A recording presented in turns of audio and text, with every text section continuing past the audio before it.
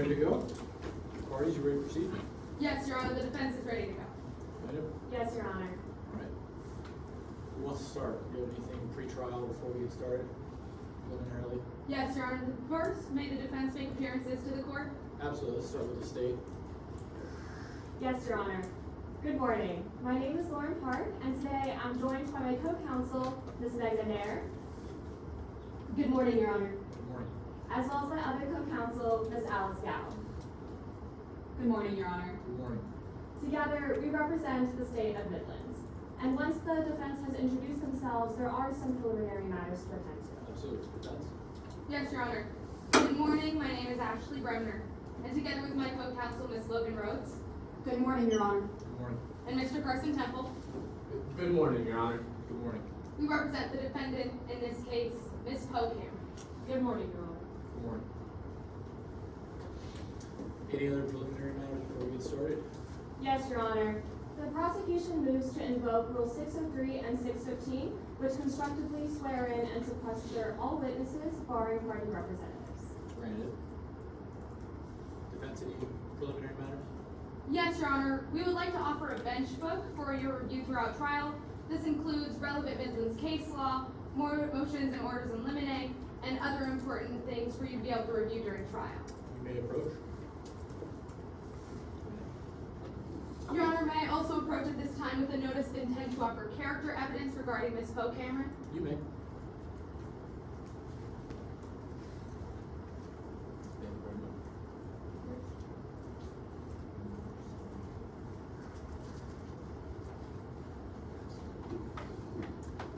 Anything further? Yes, Your Honor. We ask for a constructive sidebar so that all objections are heard outside of the earshot of the jury. I'm going to deny that. Yes, Your Honor. We also ask that we treat this as a jury trial, but direct all testimony to Your Honor's bench. Absolutely. And Your Honor, we would like to ask your preferences regarding movement about the well, approaching opponents in counsel, the witness, and Your Honor's bench. All parties are free to move about the court. No Yes, meetings. Your Honor. With that, the defense is ready to go. State, you ready? The state is also ready to go. Okay. State, opening statement. Yes, Your Honor. Proceed when ready.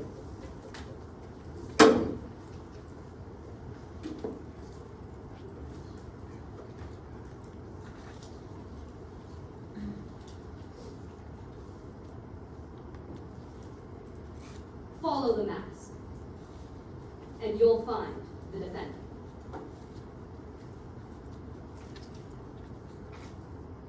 It's Halloween night, and on the 40th floor of Miller Tower, right here in Santa Ida City, there's a party going.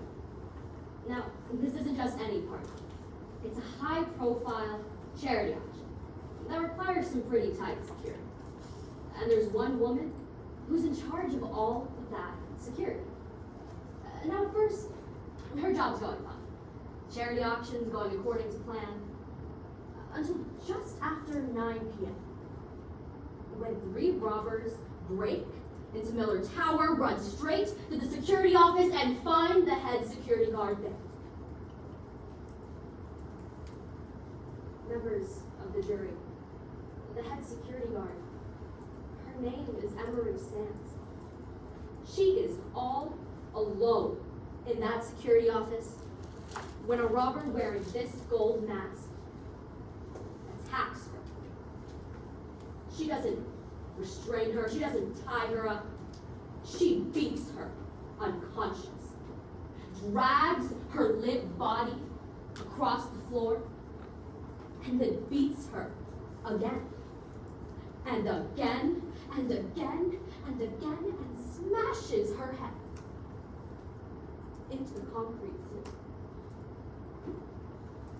That robber leaves Emery Sands to die with a fractured skull, a ruptured spleen, and bleeding in her brain.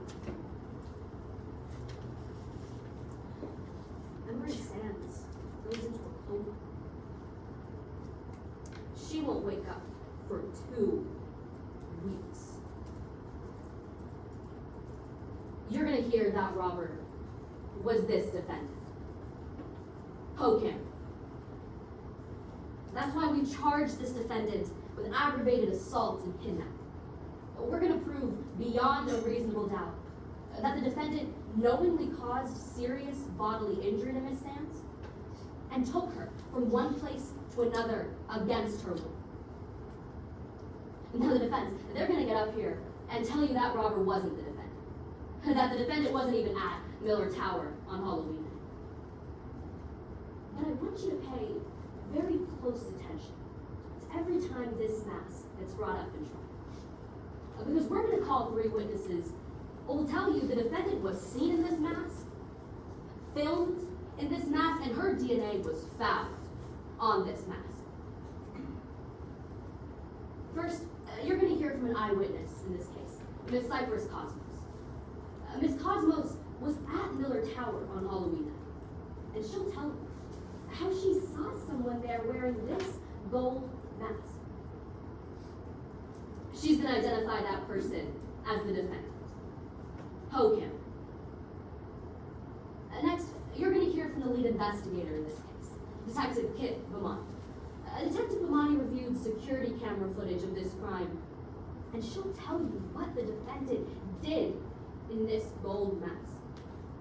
How she attacked Emery Sands, and how she dragged her body from one place to another against her will.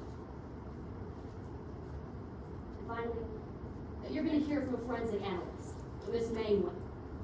Now, Ms. Moyne, she collected DNA samples from the crime scene and tested them against the defendant's DNA. She'll confirm that it was the defendant who was wearing this mask, because she found the defendant's DNA on it, and on the skin of the victim who was brutally assaulted in this case. Here's the bottom line, members of the jury. The defendant was seen in this mask, filmed in this mask, and her DNA was found on this mask. The only reasonable explanation for that is that she committed these crimes. So when my co-counsel, Ms. Alice Dow, gets up here in closing, she's going to ask that you deliver the only just verdict in this case. Guilty on both counts. Thank you. Defense, opening statements, proceed with ready. Yes, Your Honor.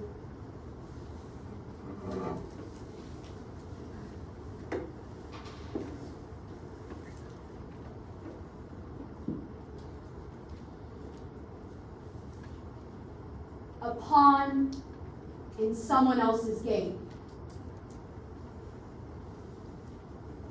It's a cold December evening, and Cole Cameron, sitting on her couch, bundled up in blankets, flipping through the channels of her TV, trying to find something to watch, when all of a sudden she stops, frozen. Because as she looks up at her TV, she can see herself staring right back at her. She's in shock as she watches the news reporters describing an art heist that took place, where millions of dollars of art was stolen, where the robbers took off in a helicopter where her name is listed next to the names of the other robbers. She's shocked, she's confused, she's angry, and a few weeks later, she's behind bars. Today, what the evidence will show is that my client, Miss Poe Cameron, she wasn't a criminal. She wasn't a mastermind. She wasn't even there. The evidence will show that she was a pawn. A pawn in someone else's game. Today, the prosecution has brought a charge of aggravated assault and kidnapping against my client, Poe Cameron. With that claim, they carry a burden of proof. One they must meet beyond all reasonable doubt, the highest burden in our legal system. But today, the prosecution won't be able to meet that burden because of 3 facts. Fact number 1, the police assumed she was there. Fact number 2, the police assumed they had the right suspect. Fact number 3, the police assumed they had the right explanation. But let's take a step back and take those facts one by one, starting with fact 1. The police assumed that she was there. Now, in today's case, not a single witness is going to take this stand and tell you that they definitively saw Poe Cameron at Miller Tower on October 31st. Ladies and gentlemen, you will hear about a place they did see her. It wasn't until these witnesses watched the news, saw Poe Cameron on that screen being called a criminal, that they came forward and gave their statements to the police. These witnesses assumed that Poe Cameron was there, and so did the police. Because they didn't ask the right questions, they didn't see Miss Cameron for what she really was, a pawn. And that brings us to fact number 2. The police assumed that they had the right suspect. In today's case, you're going to get the opportunity to see witnesses from both sides.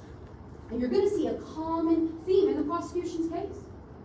The police didn't ask questions. And you'll learn that they didn't ask these questions because they didn't want to know the answers. We're going to call an expert in this case. Mr. Omari Eby will take the stand as an expert in forensic science and confirmation bias. And he'll tell you just how flawed investigations are when questions aren't asked, when confirmation bias plays a role. They'll tell you that the detectives in this case could have and should have done more. And that leads us to fact number 3. The police assumed they had the right explanation. You're going to get the opportunity to hear from an eyewitness in today's case, Parker Orloff. Ms. Orloff's going to take that stand, and she's going to tell you about the other individuals at the gala that had the motive and the opportunity to commit this crime. She'll also tell you that when she was being questioned by the police, she didn't see the police looking into these individuals at all. The prosecution, they got up here and they told you to follow the mask. Ladies and gentlemen, I want you to follow this mask. This is Poe Cameron. Today, you're going to get the opportunity to meet her. We expect she'll take the stand, and when she does, she will tell you that she was framed, that she gave this mask to an individual named Berkeley De La Porta. And what Miss De La Porta did with that mask, well, that was out of her hands. Follow this mask. You won't find the defendant because she gave it to someone else. She gave it to the person that made her a pawn. The prosecution is going to ask you to make a lot of assumptions in today's case, but I want you to remember that the only assumption you can make in a criminal case is innocence. Which is why at the end of today's trial, my co-counsel, Mr. Carson Temple, will come before you and ask you to find Miss Cameron not guilty. Because she was a pawn in someone else's game. Thank you.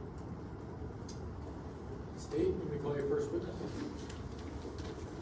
Yes, Your Honor. The state calls Cypress Cosmos to the stand. You're sworn in. Take a seat and state, proceed when ready. Yes, Your Honor.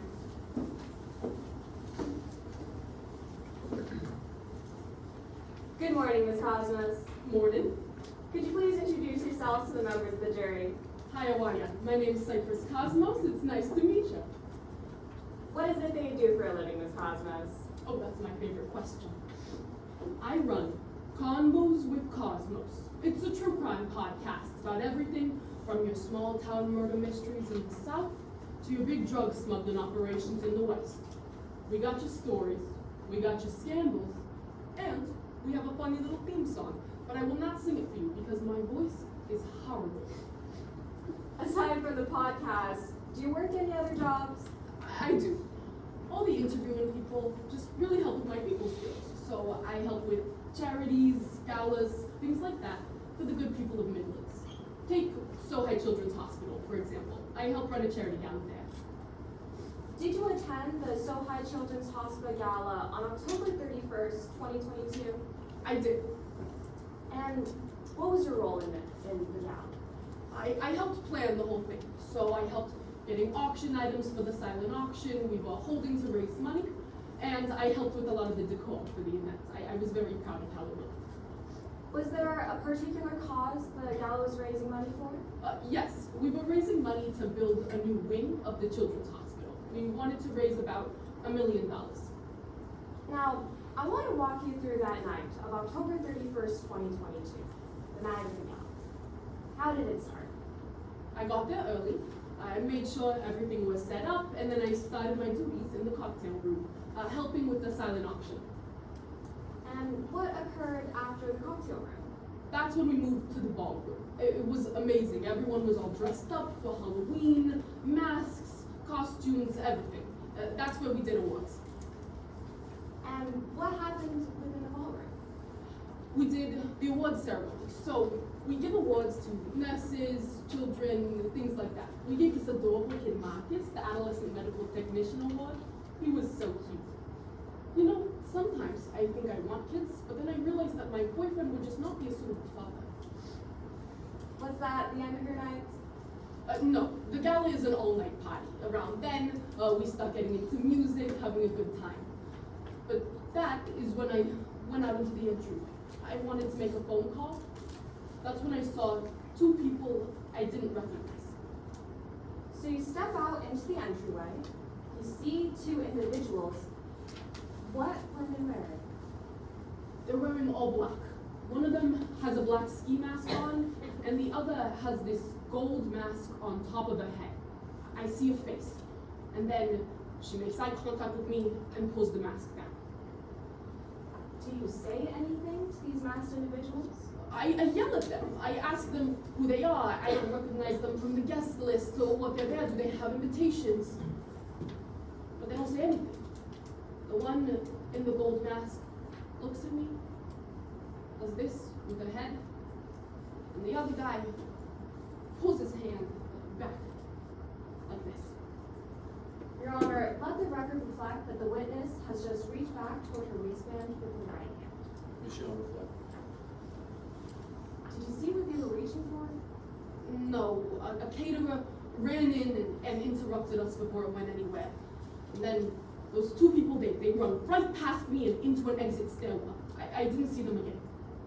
I want to talk a little bit more about these masked individuals, what they were wearing.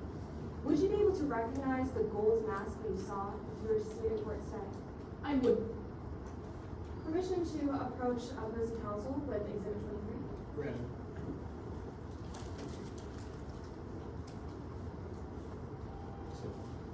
Approaching the witness at the stand.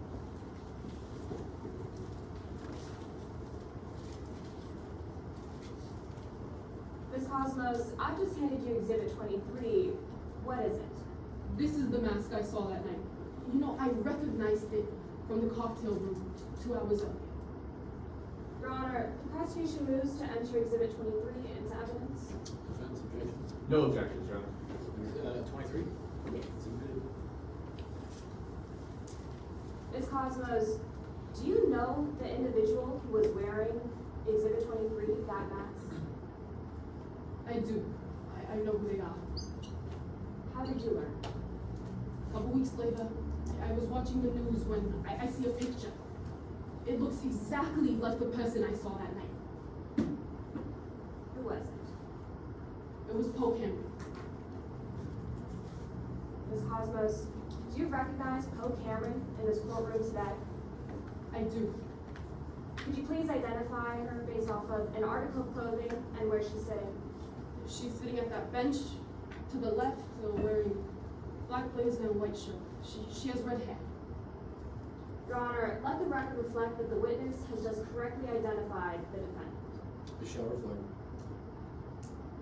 Now, Ms. Cosmos, I want to talk about what occurred after you saw the defendant at Miller Tower.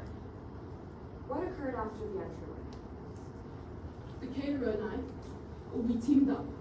We went to the security office to see if anyone could help us, but no one answered. And then we looked down the hallway, and we saw that the vault, where all the auction items had been kept, it was open. Did you go to the vault? We ran there as fast as we could, and then we went inside.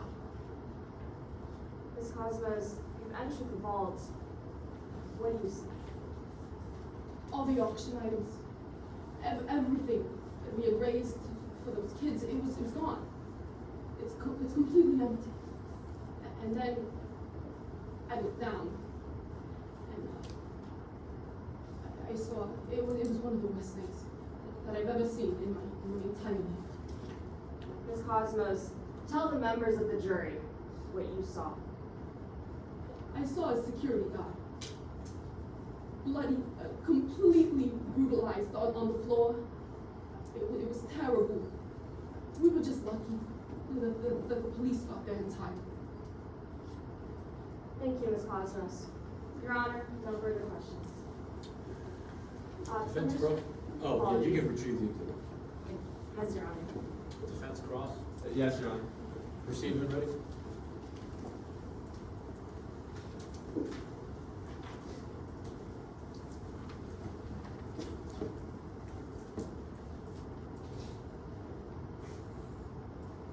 Good morning, Miss Cosmos. Morning, how are you? I'm doing good.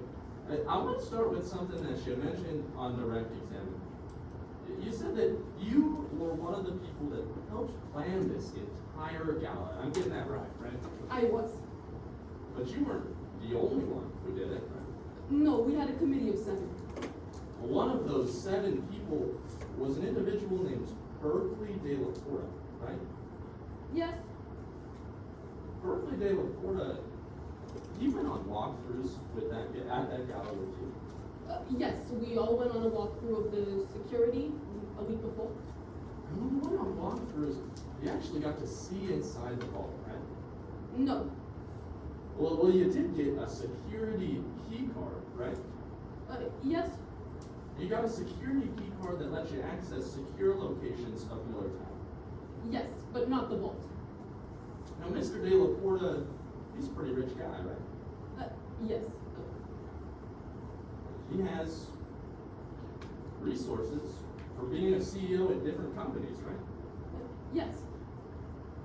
Let's talk about who you thought you saw on the night of the heist. You saw someone with this mask on their head, right? I did. You saw that person from the side, right? I saw the profile, yes. And Miss Cosmos, it was dark, right? You could say that. We had some ambient lighting for the event. You also saw her for a few seconds, right? Yes, a good amount of time. And you couldn't tell us how far away you were from that person. Not exactly, I didn't count, but maybe where you and I are. You said that you saw Poe Cameron on direct examination. Let's see if something made you think. Now, the person that you saw was a college-age woman, right? Yes, A college-age woman with what she said on direct examination, red hair, right? yes, And blue eyes. I think so. In Miss Cosmos, there are a lot of college-age women with red hair in Midlands, right? Maybe. A lot of college-age women with red hair and blue eyes. Yes, I'd assume so. You saw Poe Cameron on the news, right? I saw a picture of her, yes, and it looked exactly the same as when I saw her in Miller Tower. Now you're saying that you saw Poe Cameron confidently today, but between today and October 31st, you had watched a fair bit of press coverage. I don't watch much of the news. Well, you were watching the news when you heard them call Miss Cameron a criminal. I never heard them say that. I was just watching the news. I look up and it's a picture of Poe Cameron. Well, that news report said that she had been arrested for this crime. I don't know, I wasn't really paying attention to that. Well, what you were paying attention to was her picture, right? Yes, I saw a picture of her. It looked exactly the same. You didn't recognize Pope Cameron before you watched the news, right? No, I'd never met her. I'd never seen a picture of her. But when I saw that picture, I knew it was her. You had never seen a picture of Miss Cameron before you saw that news report. You're right. Let's talk about what the police asked you after that heist. You were there on the night of the heist, right, at the gala? I was. And the police asked you some questions. Yes. But they missed out on asking some important details, what did you say? I don't know what you mean. Well, they never asked you who you went on walkthroughs with, right? No, I wrote it down in the report they asked me to make. But they didn't ask you that night who went on those walkthroughs. No, they were investigating the crime scene. They didn't ask you about the other people who got key cards. No, They didn't ask you to identify Pope Cameron there, right? no, not that night. In fact, you went to the police later to tell them it was Pope Cameron that you saw, right? I did, as soon as I recognized her on the news. You went to the police and you told them what you saw, right? I did. And they showed you a picture. Yes. They showed you the same picture of Pope Cameron that you saw on the news. Yes, they did. They didn't show you a picture of someone named Memphis Reigns, right? I don't know who Memphis Reigns is. I have seen a picture of someone that looked like Pope Cameron though, but it wasn't the person I saw that night. The police didn't ask you to pick Pope Cameron out of a lineup of witnesses. No, They didn't show you a series of photos, right? They just showed you one. no. I just identified off of the picture I'd seen. And the police never brought you back in after that one identification, right? No. Thank you, Scott. No further questions, John. Redirect. No redirect, Your Honor. We just ask that the witness please be excused. Scott, would you excuse? Thank you very much. State, you may call your next witness. The state calls Detective Kid Mine to the stand. Detective, come on up. You're sworn in, take a seat. State, you can proceed whenever you're ready. Yes, Your Honor, permission to set up a demo in the well? Yes, Grant, just make sure that the defense can see it. Yes, Your Honor.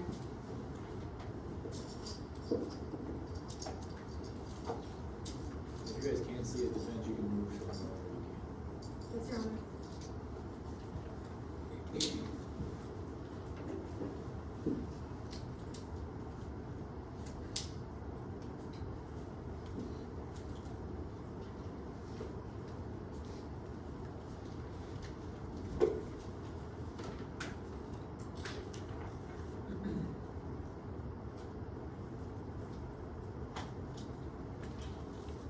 Good morning. Good morning. Can you introduce yourself to the members of the jury? Good morning. My name is Detective Kit Bomani of the Santa Ivo Police Department. How'd you become a detective? Well, growing up, my mom used to always read me Cinderella. And one day we lost Cinderella. We spent hours looking for it.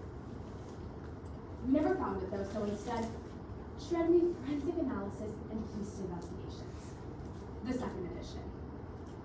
That's when I knew I wanted to become a detective. And what does your experience as a detective look like since then? Well, first I got a degree in criminology, and then a master's in forensic science. Of course, I've been through the academy and completed the entire detective training course. And why are you here today, detective? I was the lead investigator for the Miller Tower heist. Can you tell us a little about how you went about investigating that crime? Certainly. I interviewed eyewitnesses, collected all physical evidence, and reviewed security footage. Well, I'd like to break down that investigation, starting from the very beginning. Now, what was the first thing that crime started with? We arrived at the Miller Tower at 9:26 p.m. on October 31st, 2022. We first began by securing the premises and collecting physical evidence. What type of physical evidence did you collect? We collected DNA swabs, security footage, and most notably, a gold mask. Approaching the witness with what's already in evidence as Exhibit 23.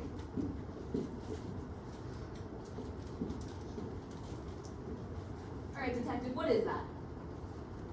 This is the same mask that we found outside of the Miller Tower during our investigation. Was that the last time you saw that gold mask during your investigation? No, ma'am, it was not. I saw this mask again during my review of the security footage from the night of the crime. And did you bring that footage to court with you today? Unfortunately, that footage was wiped from our servers during a cybersecurity attack. However, I took detailed notes.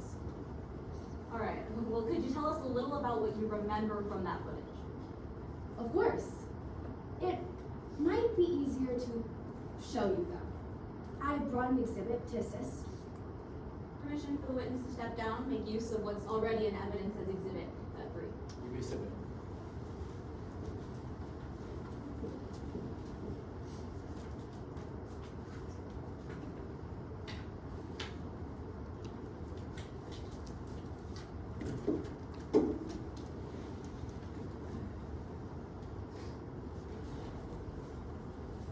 All right, detective, what are we looking at here? This is a blown up floor plan of the 40th floor of the Miller Tower. So what was the first thing that security footage showed you happened on the 40th floor? The first thing that the footage showed me was a suspect going from here in the cocktail room to here, the roof door of the 40th floor. They were wearing a mask. You said this crime took place on the 40th floor. Why were they going up to the roof?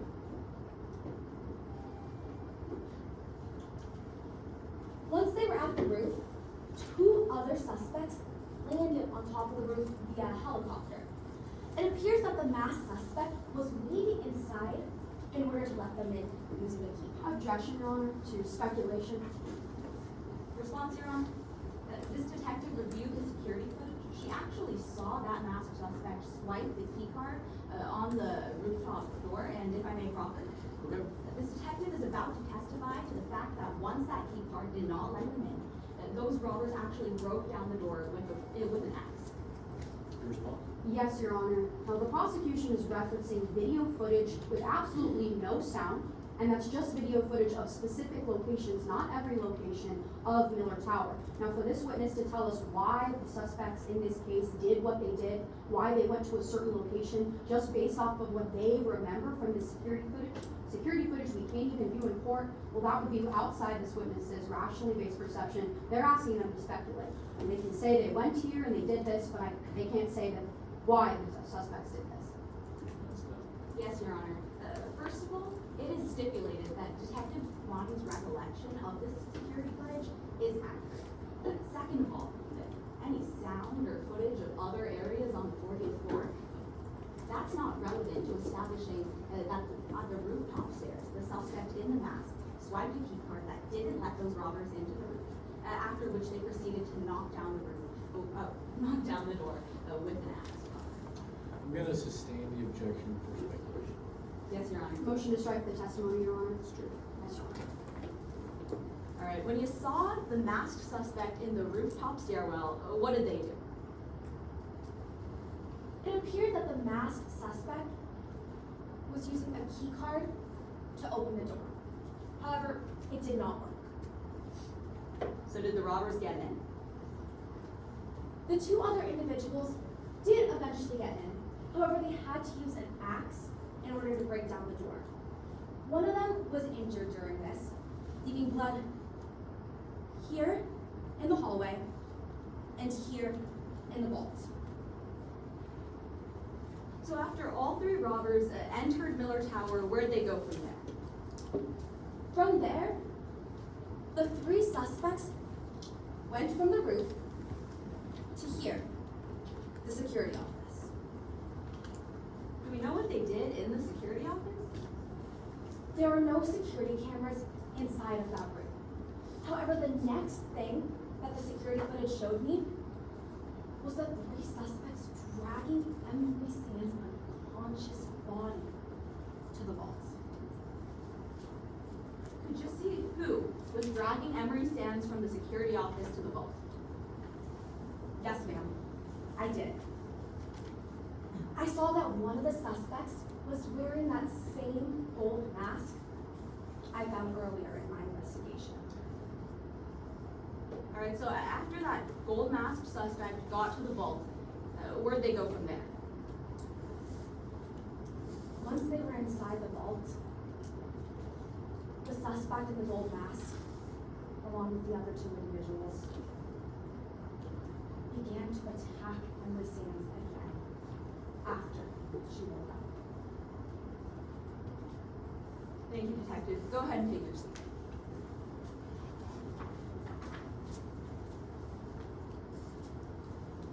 I want to talk about how much damage those robbers might have done to Emery Sands. Approaching opposing counsel with what's been pre-admitted as Exhibit 27. Approaching the witness with the same. Would you like a courtesy copy, Your Honor? Please. Thank you. Of course.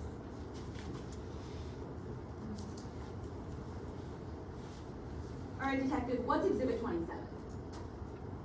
This is a copy of Emily Sands' medical report. It includes notes with her doctor about her injuries and follow-up notes on her recovery. Does it look fair and accurate since the last time you saw it? Yes, ma'am, it does. Can you tell us what those notes from her doctor say? The notes from her doctor say that Miss Sands was in a coma for 2 weeks after the attack. They also mention that she had a ruptured spleen, a fractured skull, and bleeding in her brain. All right, Detective, so after you looked at the security footage and you read the medical report, did your investigation end there? No, ma'am, it did not. What'd you do next?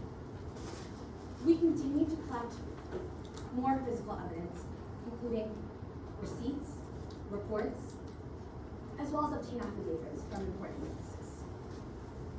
Approaching opposing counsel with what's been pre-marked as Exhibit 6.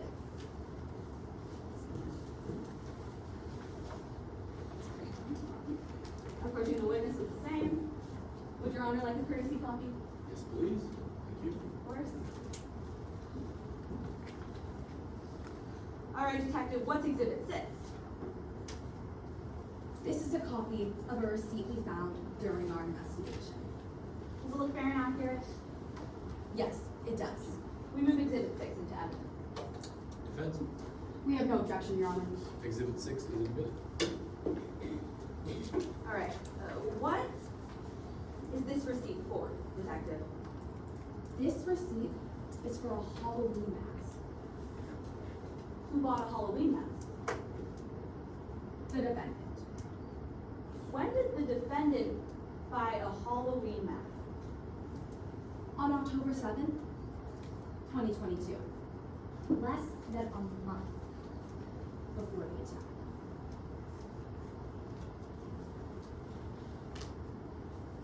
Were you ever able to talk to the defendant about all this evidence? Of course. I interviewed her twice during the course of my investigation. All right, so during the 2 times you interviewed the defendant, did she give any indication that she knew about this crime before it happened? Yes, she told me.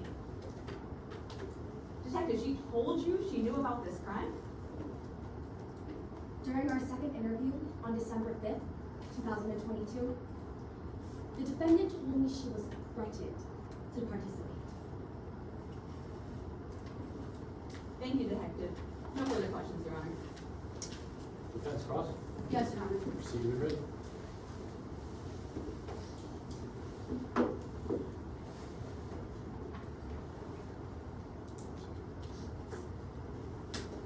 All right, Detective Amani, I'm going to be asking you a few questions, and I'd like to start off with your experience as a detective. You were the lead detective in this case. I was. And you know, as the lead detective, it's important for you to consider all suspects in a case like this. Of course. That's why I took the proper and accurate steps in my investigation. And taking these proper steps also means you have to consider all other explanations in a case like this. Yes, I did. Well, let's see if you conducted a thorough investigation in this case. Well, Detective Imani, now you arrived on scene in Miller Tower as the only detective present for this investigation. That's correct. Now, you had 20 other patrol officers there to assist you. I did. I'm incredibly grateful for the assistance my team provided me. When this team provided you assistance, you actually delegated specific witness interviewing tasks to them. That's true. You had them help you interview the 150 people at this gala. Yes, I did. But just to be clear, Detective Imani, these patrol officers, they weren't detectives. No, they weren't, but before I was a detective, I was also a patrol officer.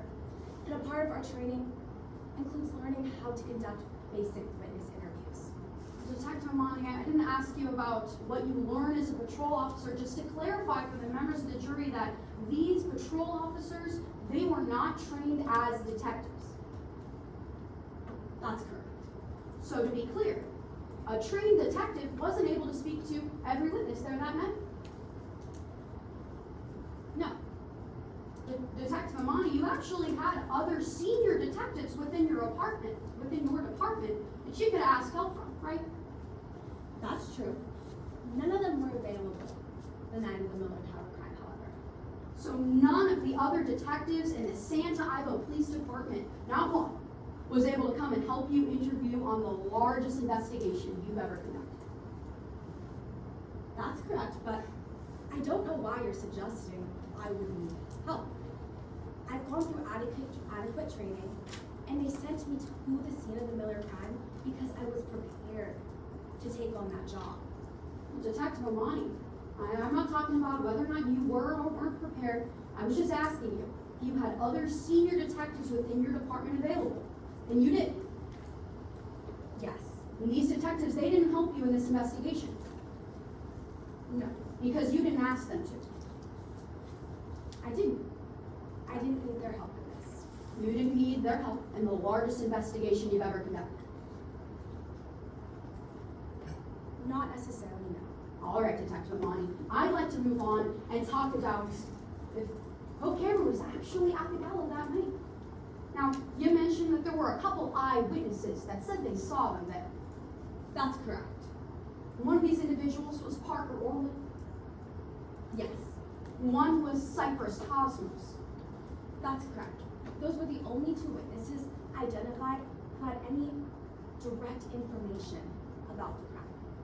Detective Imani, now, the only two witnesses that had helpful information, you interviewed these witnesses once at the gala. I interviewed them at the gala, yes. You also interviewed them once later at the station. That's correct. You didn't ask these witnesses to come back in and give a supplemental interview.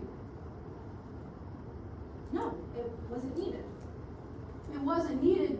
You didn't ask these witnesses to come in and pick out Miss Cameron in a lineup. No.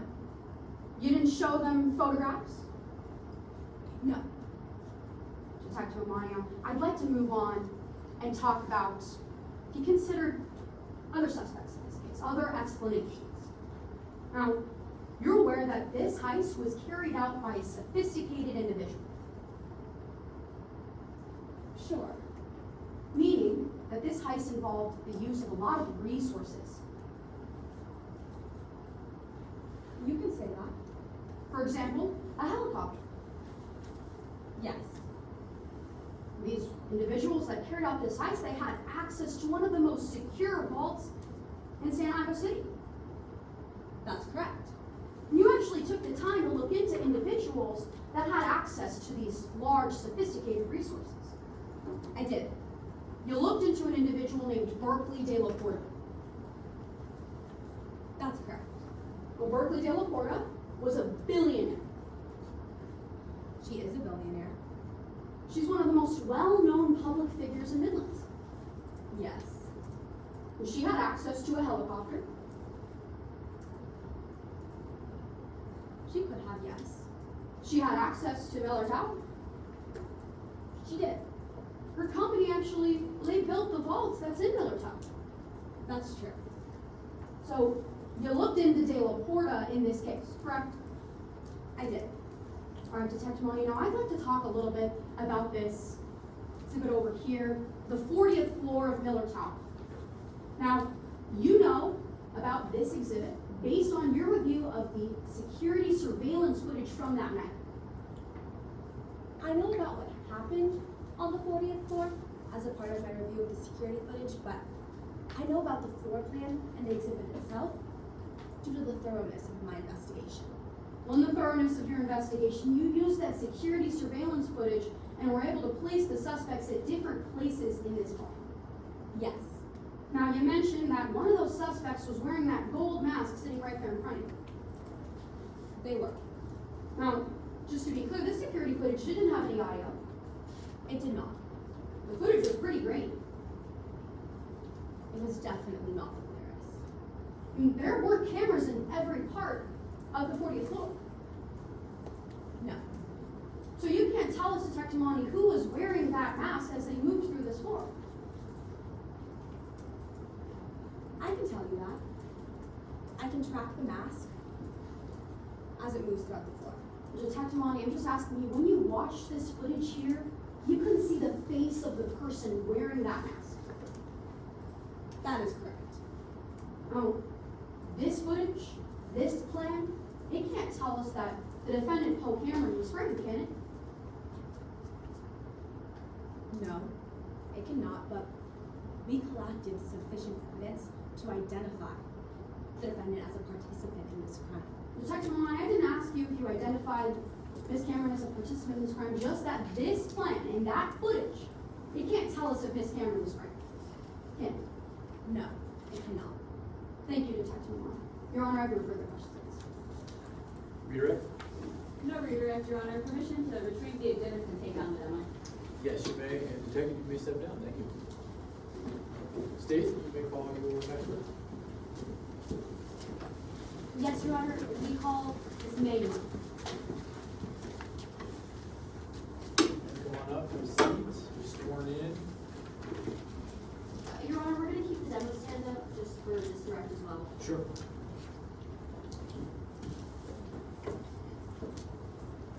And state, you can proceed whenever you're settled and ready.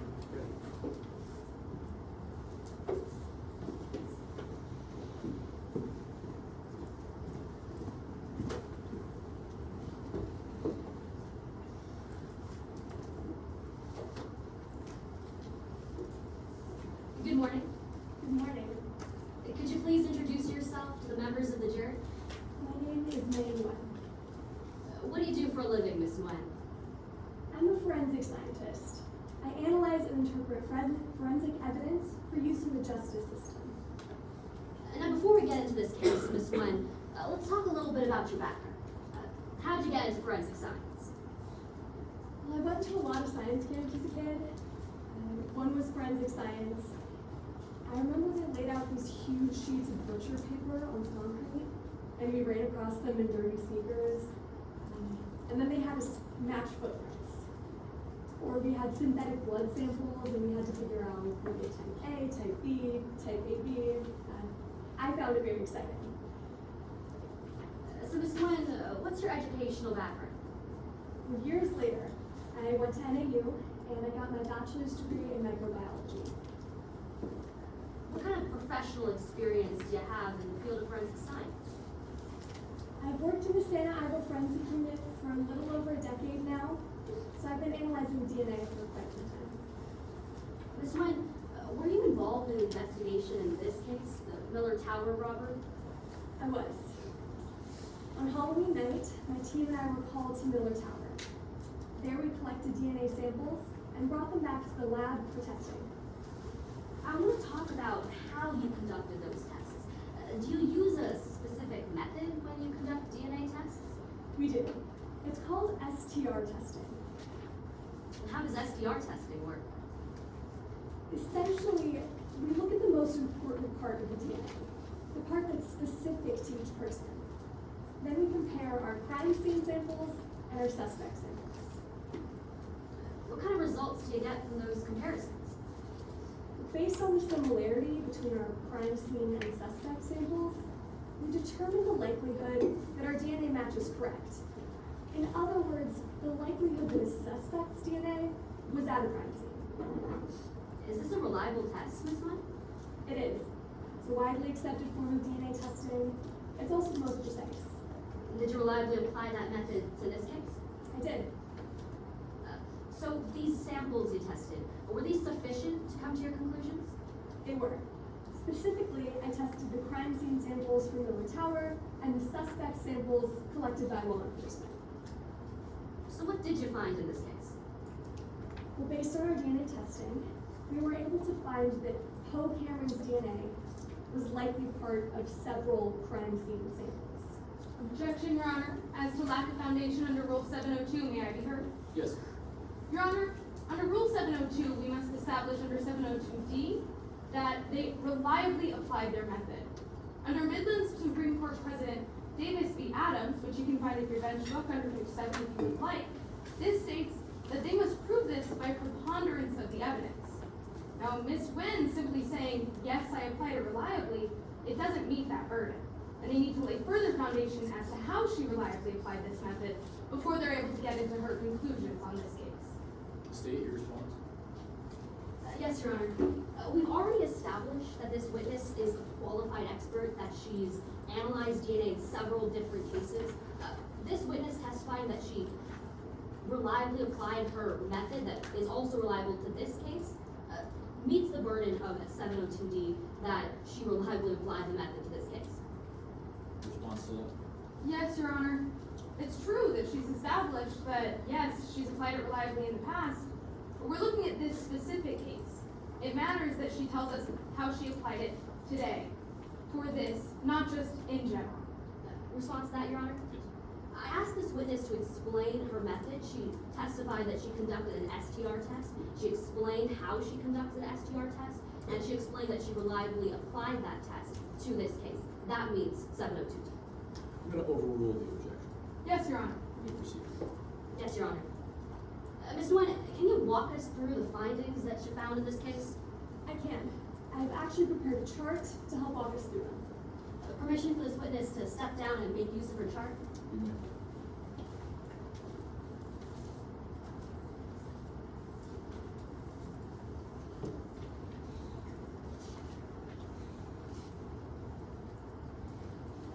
So, what are we looking at here, Ms. Nguyen? Well, these would be the results from our DNA testing. The item column, those are our crime scene samples collected from Miller Tower. Memphis Raines and Poe Cameron are two suspects in this case. So, taking a look at that first sample, what is it? This was a key card found at Miller Tower with the Miller Tower logo on it. When you analyzed this key card, what did you find? Well, we found that there's a high likelihood that Poe Cameron's DNA was on this Miller Tower key card. What does high likelihood mean in this context? Well, we split our DNA results into categories. High likelihood means the chance of a DNA mismatch or getting it wrong are extremely low. High likelihood is almost near certainty. Objection, Your Honor, is substantially more prejudicial than probative. May I be heard? Okay, sure. Your Honor, high likelihood is an entirely different standard than near certainty. Saying that it's almost near certainty misleads the jury as to how likely this actually is. They can say it's highly likely, but trying to compare it to a different level of certainty is misleading the jury in this case. Response, Your Honor? Your Honor, this witness clearly testified that she splits DNA evidence into several categories. She specifically stated that high likelihood is the second highest category. She was simply making a comparison between those two categories. I'm going to overrule the objection. Yes, Your Honor. Were you able to finish your answer to that question, Ms. Nguyen? Not quite. So high likelihood means that the chance of a DNA mismatch or getting it wrong are extremely low. High likelihood is right below near certainty. Let's move on to that second sample. What's that second sample? This sample was taken from Emery Sands' hands. That's the victim in this case. What did you find when you analyzed the hands of the victim? Here again, we found that there's a high likelihood that Poe Cameron's DNA was on Emery Sands' hands. Let's move on to this blood. What's the blood under that item column? This blood was found at Miller Tower in the vault. What did you find when you analyzed that blood? Here we found a couple things. For Memphis Reigns, we found that there's a near certainty that Memphis Reigns' DNA was part of his blood. For Poe Cameron, the results were inconclusive. You just used two new terms here, Ms. Nguyen, near certainty and inconclusive. I want to break down what that means for the members of the jury. What does near certainty mean in this context? Near certainty is our highest DNA category.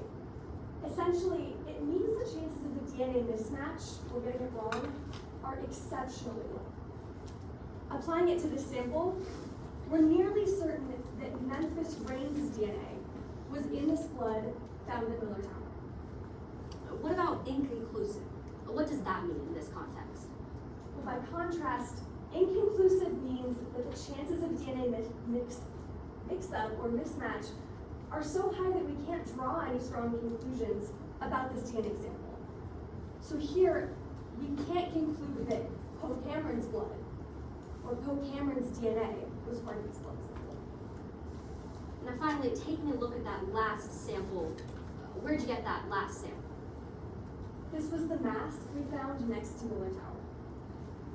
What did you find when you analyzed that mask? Well, we swabbed the inside of it, and we found a couple things here again.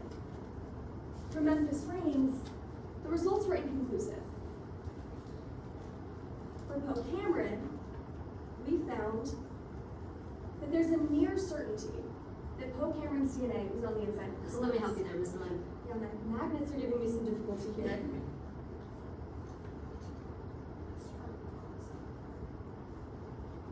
So that's inconclusive for Memphis Reigns and near certainty for Poe Cameron. And then Ms. Nguyen, you just said you found 2 DNA profiles on this mask. Were there any other DNA profiles you found on that mask? No. On the mask, we had just Memphis Reigns' DNA. Well, the results were inconclusive. And Poe Cameron's DNA with near certainty. Did you find Berkeley de la Porta's DNA on that mask? No. So, Ms. Nguyen, what do inconclusive and near certainty mean in the context of this mask? Well, it's the same as for the blood sample. Near certainty is our highest category, and inconclusive is our lowest. It's especially significant when you compare the different suspects in this case. How so? Well, applying it to the mask, we can't conclude that Memphis Reigns' DNA was on the inside of this mask. But for Poe Cameron, we're nearly certain that Poe Cameron's DNA was on the inside of this Miller Tower mask. Thank you, Ms. Nguyen. You may retake your seat. Your Honor, I have no further questions. Defense? Oh, would you like me to take down the demonstration? You're welcome to. Yes, Your Honor. Receive and read.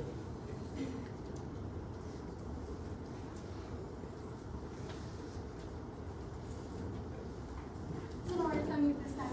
Yes, of course, let me help with that. Of course.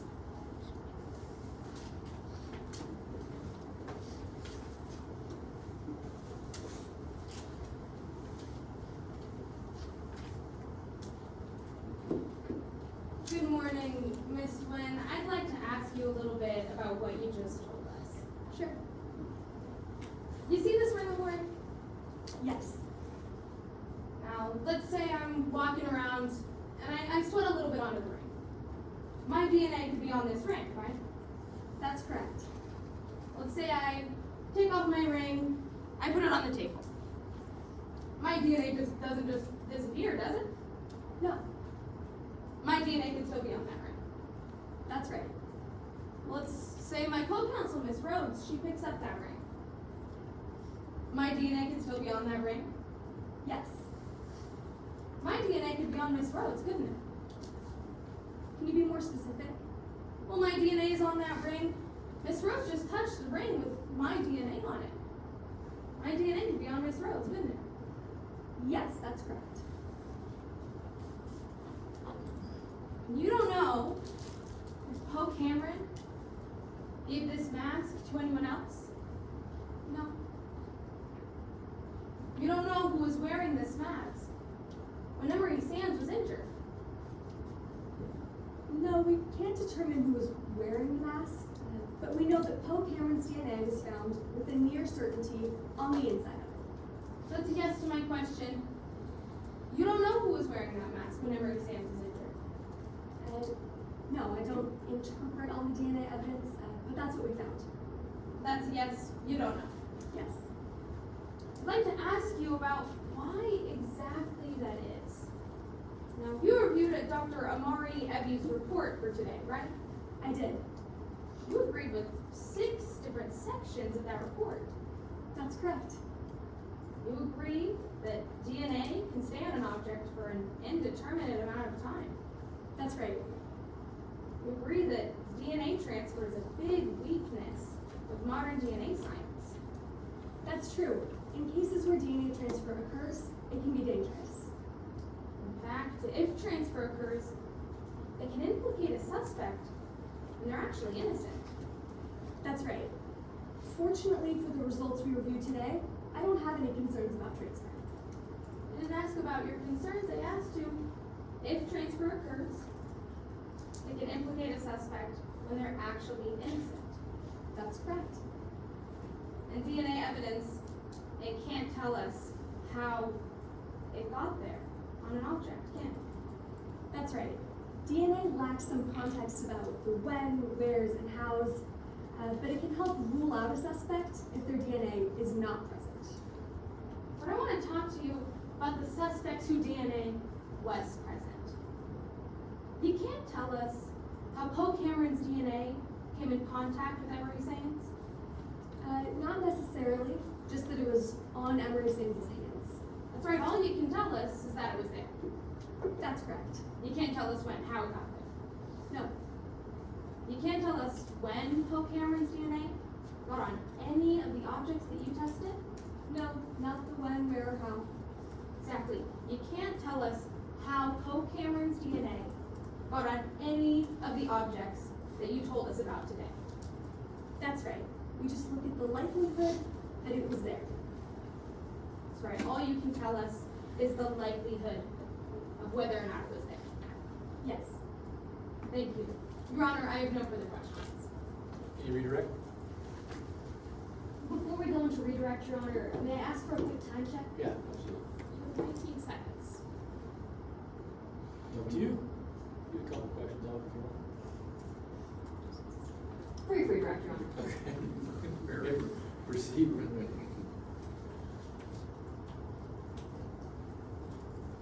One quick question, Ms. Nguyen. Is DNA transfer likely in this case? No. No further questions. We cross. No, Your Honor. If amenable, the witness may step down. You may step down. State, you may call your next witness. No further witnesses, Your Honor. At this time, the state rests this case. All right. How are we doing on time? Here's a brief recess. Sure.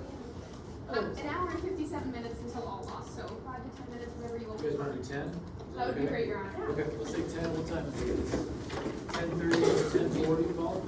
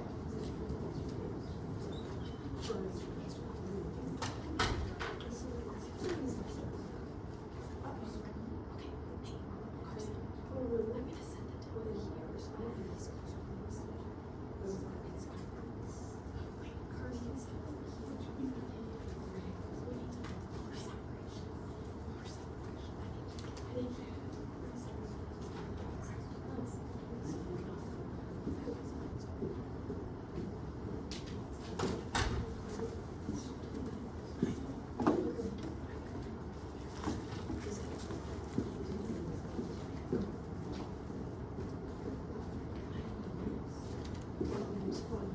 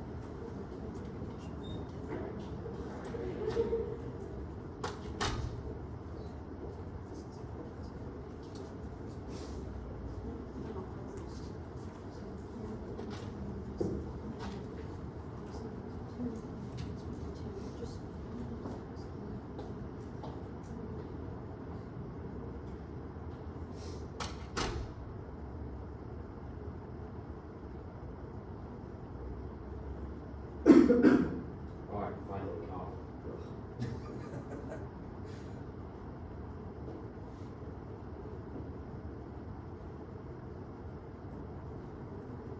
Those stressful leave moments where it's just like, okay, I can relax. I've been sitting over So here big with this like activity. a blocked nostril, like all I wanna do the whole time is sniff, but I'm like, I'm not gonna sniff in the middle of the content. We appreciate your restraint. You coach? Yeah. Very nice.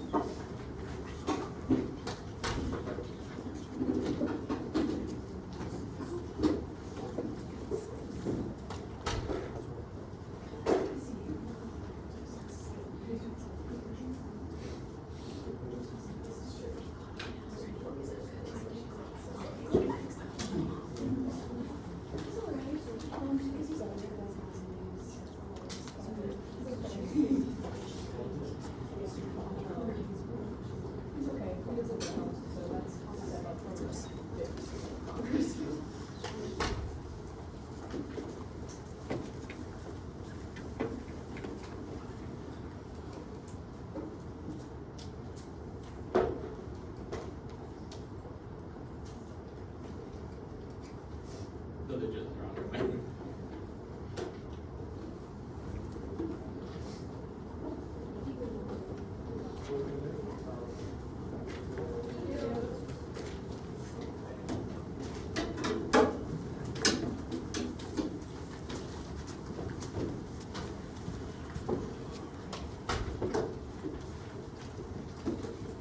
Can you be seated?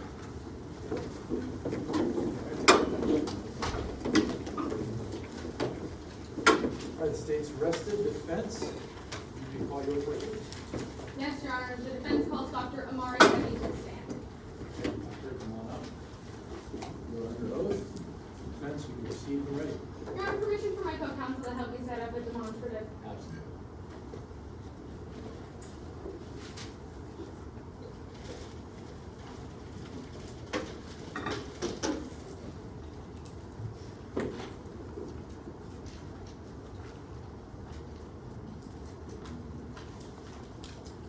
State if you can't see the demonstrative, you can move. If you need to. May proceed.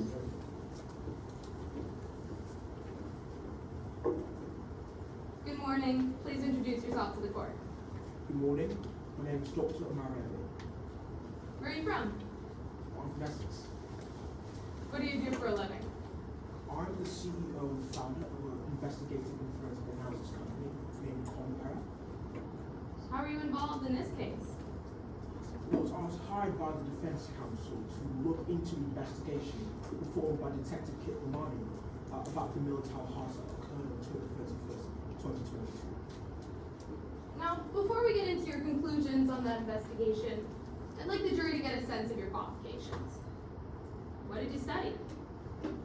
Well, I obtained my Bachelor of Science from Midland City College of Science and Agriculture in Criminology, and then went on to obtain my Master's from Midland State University in Forensic Science, and my Doctorate in Clinical Psychology, also from Midland State University.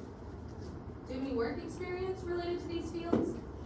Yes, I worked at the Centre Ivor Internal Defence Committee, where I investigated officers accused of misconduct. I also worked at the Centre Ivor Forensic Lab unit for 8 years. What evidence did you review for this investigation? I reviewed the reports of Detective Kit Bomani as to how she conducted the investigation. I also reviewed Mrs. Wynn's report as to how they tested for DNA and latent fingerprint reports. Finally, I reviewed all affidavits and evidence relied upon by the investigators for this case. What method did you use to analyze all of this evidence? I use what's called the trace method. Well, basically, I take each step of the investigation from the beginning to the end, tracing it back to where it all started, and ensuring that all the steps taken are all free from investigative errors and confirmation bias. What is confirmation bias? Well, confirmation bias refers to the subtle or subconscious tendency of a person to either ignore or misinterpret evidence in a way that confirms their preconceived notions.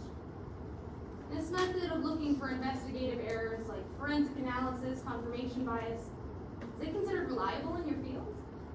Yes, it's the gold standard and it's widely used by my colleagues. Is it peer reviewed? Yes, it is. Did you apply this method reliably? Yes, as I would in any case, yes. How did you apply this method? For this specific case, I looked at the Detective Kit Bomani's investigation, her report, and I traced it back to the original start, investigated all of it, ensuring that all of what she did was up to standard procedure. For Mr. Wynn's lab report, I looked at his report, the report he prepared for this case, and ensuring that all the testing he'd done and how he did it was on par with investigative procedures. Considering all of that, is there anything in this case that concerns you? Yes, I was concerned about the possibility of confirmation bias having affected this case. Secondly, I was concerned about the DNA testing and how the context of its use in Cloak Henry's case. I'd like to take those one at a time, starting with DNA. Now, can you tell us, what did you find regarding the possibility of DNA transfer when you looked at Ms. Wynn's report? So I wasn't concerned about the way the testing was done per se. Rather, I was more concerned with the context of its use in Cloak Henry's case. Why is context important for DNA testing? Well, when it comes to DNA testing, DNA can test that DNA is on an object. What it can't tell us how long the DNA has been on the object or when the DNA actually got on the object. Understanding the context is important to a case because it allows investigators to paint a clearer picture about the case they're investigating. Well, how can these limitations of DNA testing affect investigators?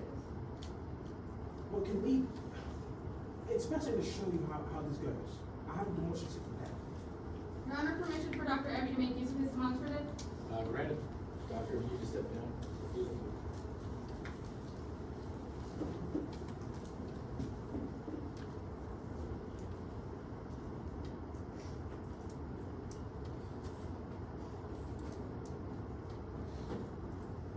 Dr. Evie, can you tell us, what are we looking at?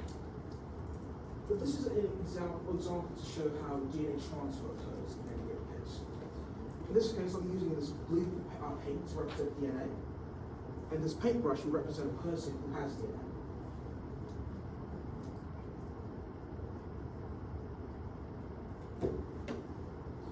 Now a person, we call this person person A, is born with DNA, and when they come in contact with an object, they can leave DNA on the object.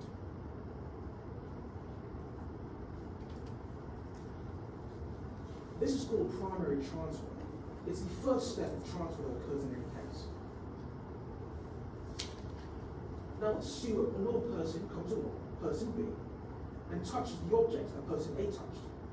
it is possible for the DNA of person A to transfer from the object that person A touched to person B.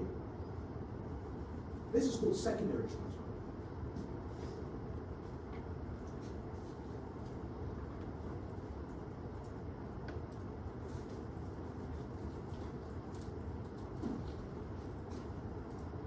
Well, can you tell us, that secondary transfer, is it as far as DNA can go? No. In terms of tertiary transfer, it is possible that let's assume person B comes in contact with another object. It's possible for the DNA of person A to transfer from person B to the object that person's being touched. This is tertiary transfer.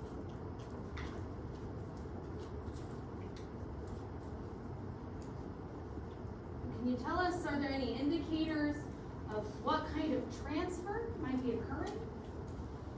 Yes.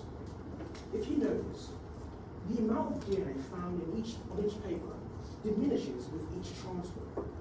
From primary to tertiary, the amount of DNA is significantly lower. When an analyst investigates or tests for DNA, what they can do is look at the amount of DNA they have in each sample. If the amount is significantly lower than normal, they can assume that either secondary or tertiary transfer occurred and account for that in their analysis. But the amount is standard as you would in any given DNA case. But to primary, they can assume that primary transfer occurred. Thank you, Dr. Evie. You may retake your seat.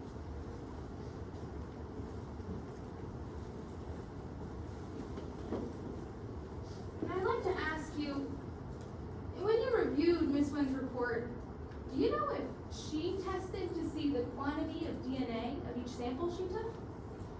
No. Miss Wynn did not count the DNA transfer in her report. Can you tell us how likely secondary or even tertiary DNA transfer is in this case? No. Unfortunately, because the government and Miss Wynn did not take the proper steps to investigate for the possibility of DNA transfer, the fact is neither they or I can tell you whether transfer occurred in this case or did not. I would like to ask you about that other conclusion that you gave us, that there was a possibility of confirmation bias. Can you tell us what concerned you about the possibility of confirmation bias for this case? Well, I was concerned about the possibility of confirmation bias, specifically on the part of Detective Kit Bomani. Can you tell us what was Detective Bomani's role in this investigation? Detective Kit Bomani was the lead investigator of the case. Were there any signs of confirmation bias in her report? Yes. From what I reviewed, it did not appear that there was actually any specific evidence linking this co-Cameron to the case at the start of the investigation by Detective Kit Bomani. I'd like to ask you, and clarify for the jury, can you tell us if confirmation bias occurred in this case? No, I can't tell you that confirmation bias occurred. What we can do is look at the signs of confirmation bias, look at the subtle nature of confirmation bias. In this case, Detective Kit Bomani's investigation into co-Cameron seemed more of a convenience factor for her because she was unable to find Memphis Reigns after issuing the arrest warrant. So in this case, Objection, not the foundation, if I may. You may. We just ask that there be a little more foundation laid as to how this witness knows that Memphis Reigns was a suspect in this case, that had an arrest warrant out for them, that how they know that Detective Bomani couldn't find them, and how they know that Detective Bomani, after being frustrated with this, sought out co-Cameron. There hasn't been any foundation laid as to how this witness knows all of that information. Your Honor, Dr. Evie already told us that he reviewed not just Detective Bomani's report and everything in it, but every piece of evidence that Detective Bomani had access to. He's already testified as to that. Furthermore, under Supreme Court precedent for Midlands, Dr. Evie, as an expert, is able to testify to the underlying facts without getting into every single piece of evidence that he found. He's bringing us the evidence that is important to his conclusion. Every single piece of evidence outside of that, he doesn't have to bring us in court today. I'm gonna overrule the objection. Yes, Your Honor. Yes, Your Honor. Can you tell us, why was Memphis Reigns important to Detective Bomani's investigation into Poe Cameron? Well, the fact is, Detective Kit Bomani was first looking for Memphis Range, who happens to be Poe Cameron's sister. But after being unable to find Memphis Range, decided to then target Poe Cameron. Based on my review, it just appeared that this was more of a convenience factor rather than the actual logical step in the investigation. Thank you. Your Honor, I have no further questions. State, cross. Yes, Your Honor. Proceed when ready.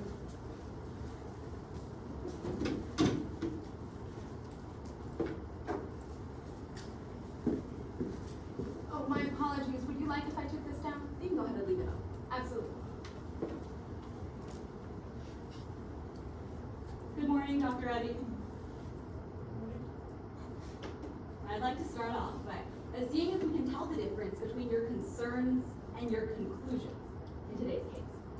Now today, you said you were concerned about the possibility of confirmation bias and the use of DNA evidence, right? Yes, that's correct. Well, let's take those one at a time. Let's start off with the possibility of confirmation bias by walking through those detectives' investigation. All right, so the first time they brought in Poe Cameron, well, that was to interview them in November, right? Yes, that is correct, yes. They didn't arrest them then, right? No. They kept investigating. Yes, they did. They talked to a landlord, Blaze Nolan, right? Yes. The landlord of an apartment where they thought that this crime had been planned. Yes, that's correct. That eyewitness told them they saw the defendant at that apartment. Objection, Your Honor, as to hearsay. May I be heard? Yes. Your Honor, under Midland Supreme Court precedent, Richards v. Mississippi Barbecue, experts can only speak to inadmissible hearsay that goes directly to their conclusions. Dr. Ebby is currently used as a conduit to hearsay. This does not go directly to his conclusion as to whether or not confirmation bias occurred. This is a witness that is simply going to Detective Bomani's investigation, not to the possibility of confirmation bias. Response, Your Honor? Yep. Yes, Your Honor. This is absolutely going to Dr. Ebby's conclusion. Dr. Ebby testified on direct examination about the possibility of confirmation bias affecting the detective's investigation. This line of questioning goes to the fact that they found sufficient evidence while investigating and that confirmation bias did not affect their investigation. Your Honor, may I be heard on those grounds? Your Honor, Dr. Ebby is not here to talk about whether or not sufficient evidence existed in Detective Bomani's case. That is outside of what he's come here to testify to. He's here to tell us about whether or not confirmation bias occurred. The specific evidence that Detective Bomani used is not included in his expert conclusion. Response, Your Honor? As its defense counsel's contention that confirmation bias affected this case, it is important to look at what evidence was brought in and how confirmation bias might have led to evidence being overlooked. Now, bringing in this evidence is important when defense counsel has talked about confirmation bias because it goes to show that Dr. Ebby reviewed enough evidence to say that those investigators did a thorough job investigating this case and confirmation bias was not involved. I'm going to overrule the objection. Yes, Your Honor. Yes, Your Honor. All right, Dr. Ebby, back to my question. They talked to a landlord at an apartment where they thought this crime had been planned, right? Yes, they did. That landlord told them they saw the defendant there. Per the reports, it didn't indicate that, yes. And then they talked to another eyewitness, June Cage, who was outside Miller Tower that night, right? Right.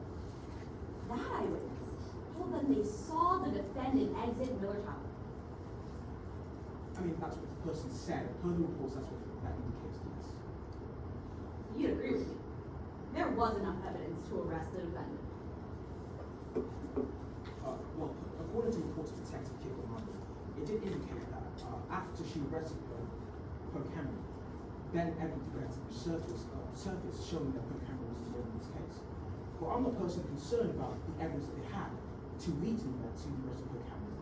I'm more interested in the evidence that they possibly overlooked that would contribute to that belief that Poe Cameron is the perpetrator of the crime. Dr. Ebby, that wasn't quite my question. My question was whether there was enough evidence to arrest the defendant, and there was. Yes, but again, that's what my primary concern. All right, and then even after they arrested the defendant, well, they got more evidence, right? Yes. And they got DNA reports. They did for Mr. Wood. DNA reports saying the defendant's DNA was found on the skin of the victim. Not quite. Apologies, Mr. Evie, that there was a high likelihood that the defendant's DNA was found on the skin of the victim, right? Yes, but again, I was considering the possibility of DNA transfer and the fact that that was not inferred or accounted for in Mr. Williams' report. We'll get to DNA transfer in just a second, sir. But back to my question, that's a yes. Yes. You know that you couldn't find a single piece of evidence of wrongdoing by Detective Dumont, right? No, but wrongdoing is different from confirmation bias, to be fair. And so that's a yes to my question, doctor? Yes. All right, well then let's move on to that second concern of yours, DNA transfer. Now you were telling us that DNA can get transferred if one person touches another person's hand, and then that person touches another thing, right? That's the basis of it. Doctor, you know that's not really how it works in real life, right? Well, no, there are many different cases of DNA transfer occurs in real life. There's no actual statistics telling us how often DNA transfer occurs in real life. But well, you do know that most of the time in real life, DNA transfer doesn't occur. In real life, no. But in the case of lab settings, it can occur up to 85% of the time. All right, in this case, this was real life, not a lab setting, right? Yes. And in this case, and in real life, DNA transfer doesn't occur most of the time. No, not most of the time, but it is possible. All right, and then you were telling us that primary transfer, it can occur if, say, this object, or secondary transfer can occur if, say, this object touches the DNA on this object, right? And then that leaves some DNA here. Right. Well, just now, you saw me grab this Post-it note and touch it to this pen, right? Yes. In this case, no one saw Berkeley de la Porta take a mask from the defendant, right? I guess per camera would have saw Berkeley de la Porta take the mask off. And you didn't find anything in your review of this investigation to indicate that anyone saw Berkeley de la Porta take the mask from the defendant, right? No. All right, well, you didn't find anything else, any evidence to show that Berkeley de la Porta texted the defendant saying, hey, I need that mask I asked for, right? No, but per camera would if she's testifying. And that wasn't in either of her interrogations, right? No.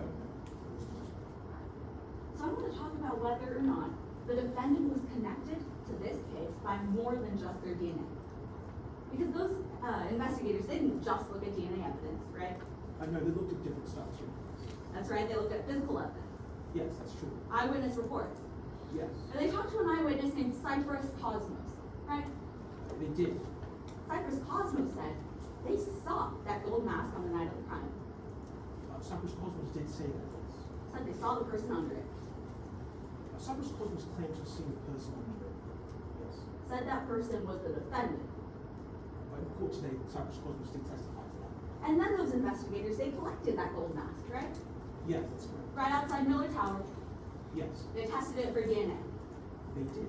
And it's on that gold mask that they collected that someone saw the defendant wearing that they found the defendant's DNA, right?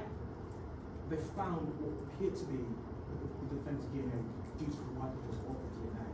But again, I was concerned about the way that occurred with the DNA transfer. And secondary, Cypress Cosmos can't testify to what actually the situation Cypress Cosmos was in when she saw this person. But I did have a reservation about that too. All right, so back to my question, Dr. Evie. That's where they found the defendant's DNA on the mask that Cypress Cosmos saw them under. To a likelihood, yes. Thank you, doctor. No further questions, Your Honor. Redirect, Yes, Your Honor. proceed.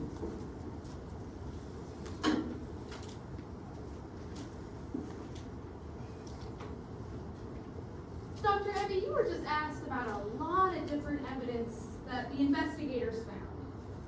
Can you tell us if that's all the evidence that exists for this case? No, there was no evidence that they could explore.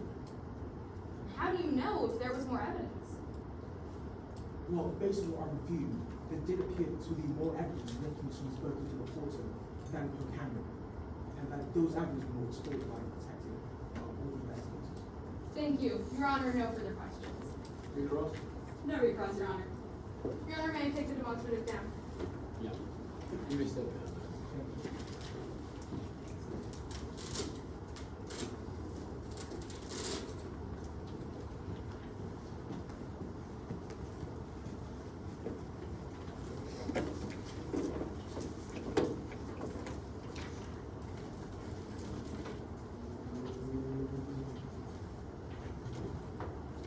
Defense, you may call your next witness. Yes, Your Honor, the defense calls Parker Orlov to the stand. Ms. Orlov, come on up. You are under oath, and defense, you may proceed when you're ready. Yes, Your Honor.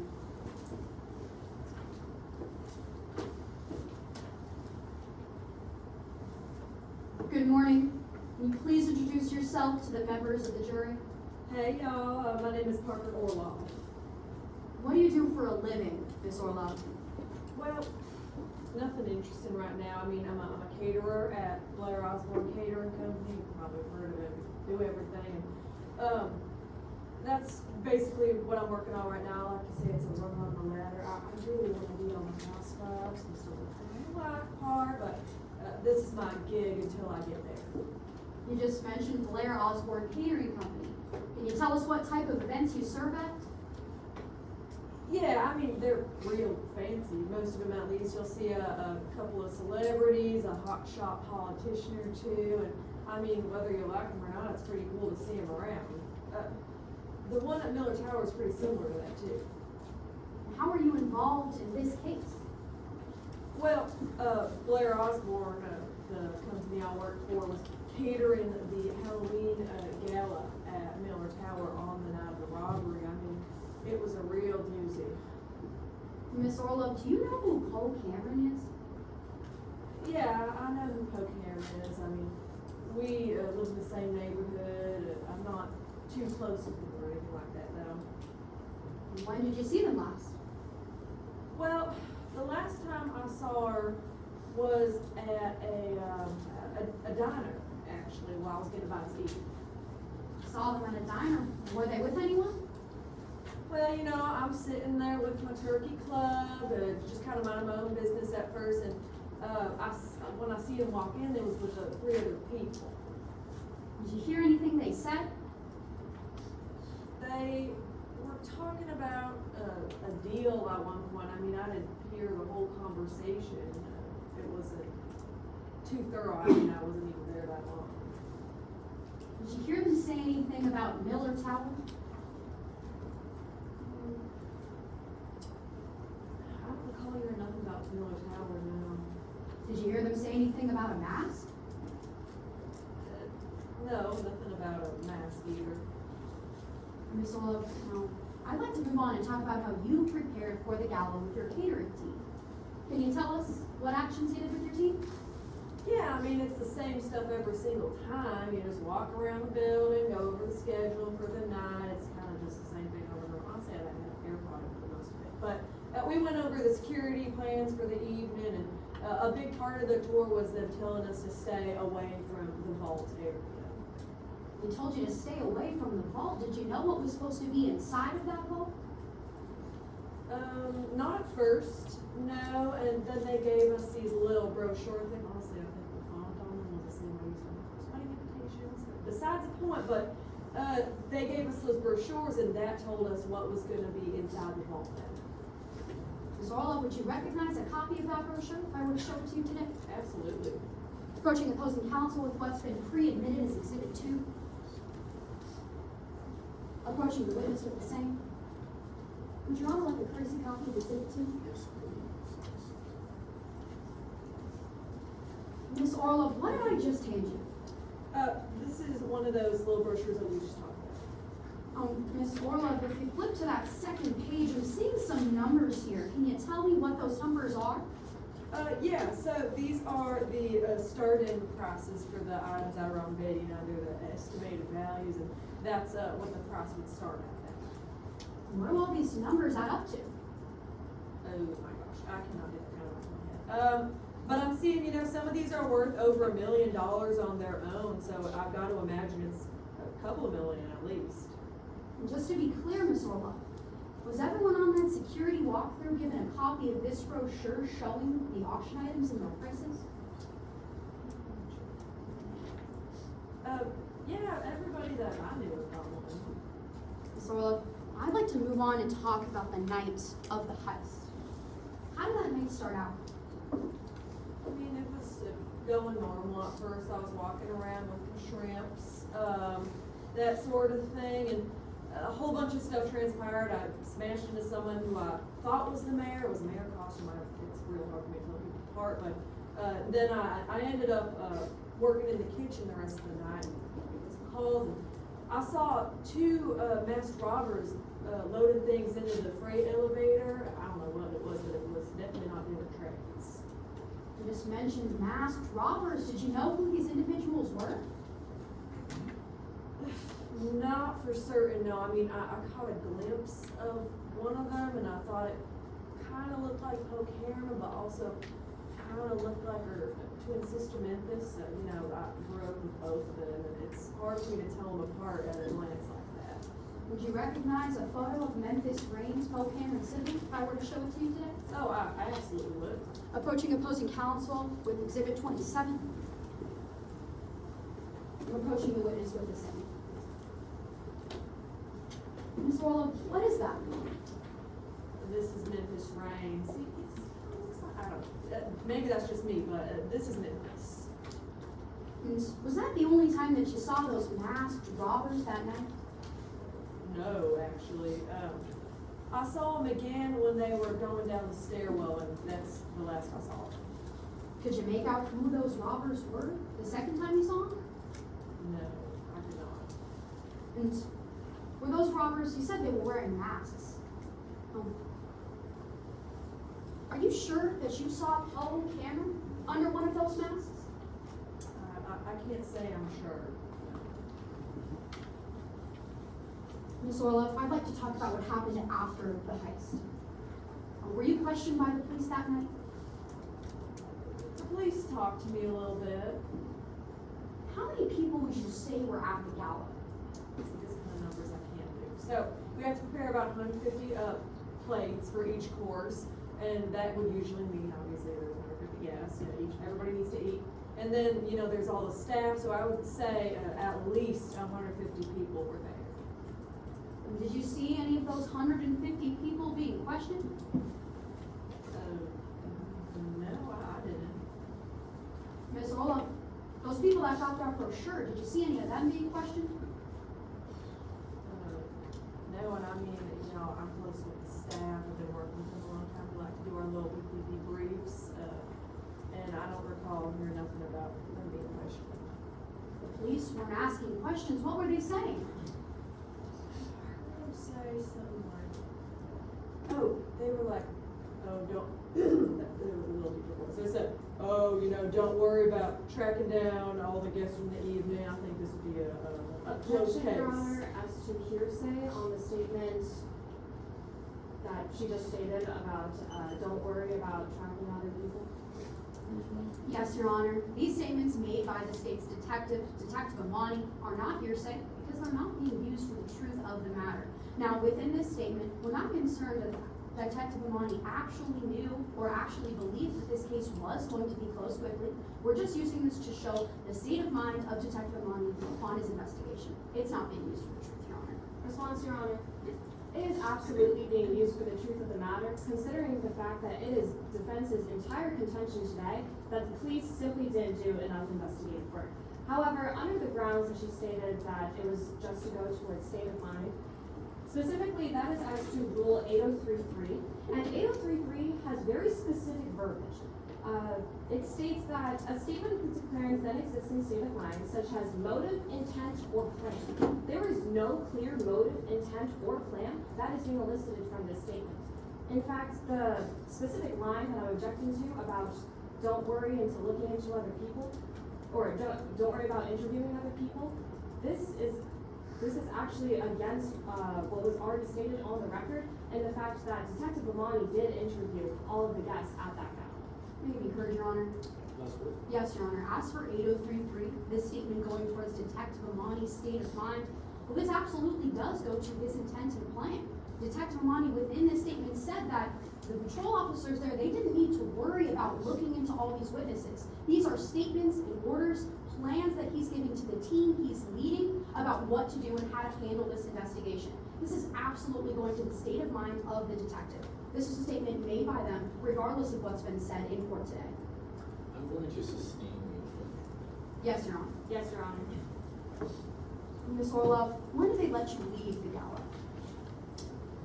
I mean, it was pretty late, I was bummed, I didn't get to watch my housewives and Halloween special, but yeah, it was pretty late. Thank you, Ms. Orlov.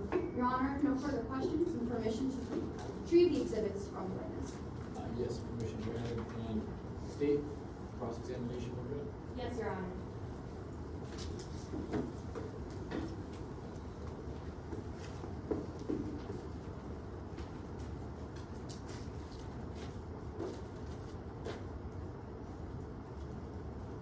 Good morning, Ms. Orlov. Morning.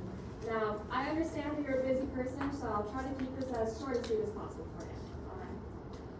Now, I want to talk about Poe Cameron and Memphis Reigns. Now, you've grown up in Midlands for several years, right?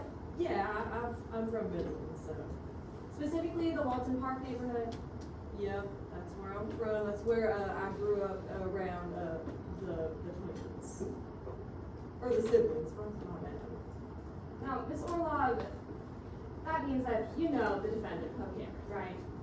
Of course I know, okay, Along with your sister, Memphis Reigns. I know Memphis Reigns too. And of course, as a Midlands resident, you know the billionaire Berkeley De La Porta, right?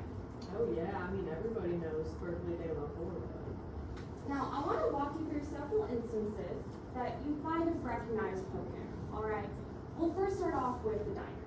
Now, you stated on direct examination that you saw Poe Cameron entering a diner at around October 3rd of 2022, right? Yeah, I would say October 3rd. You actually saw them enter into the diner with 3 other individuals, correct? That's right. And you actually recognized one of those 3 individuals to be Berkeley De La Porta, correct? That's absolutely correct. Yeah, they were there with Poe Cameron.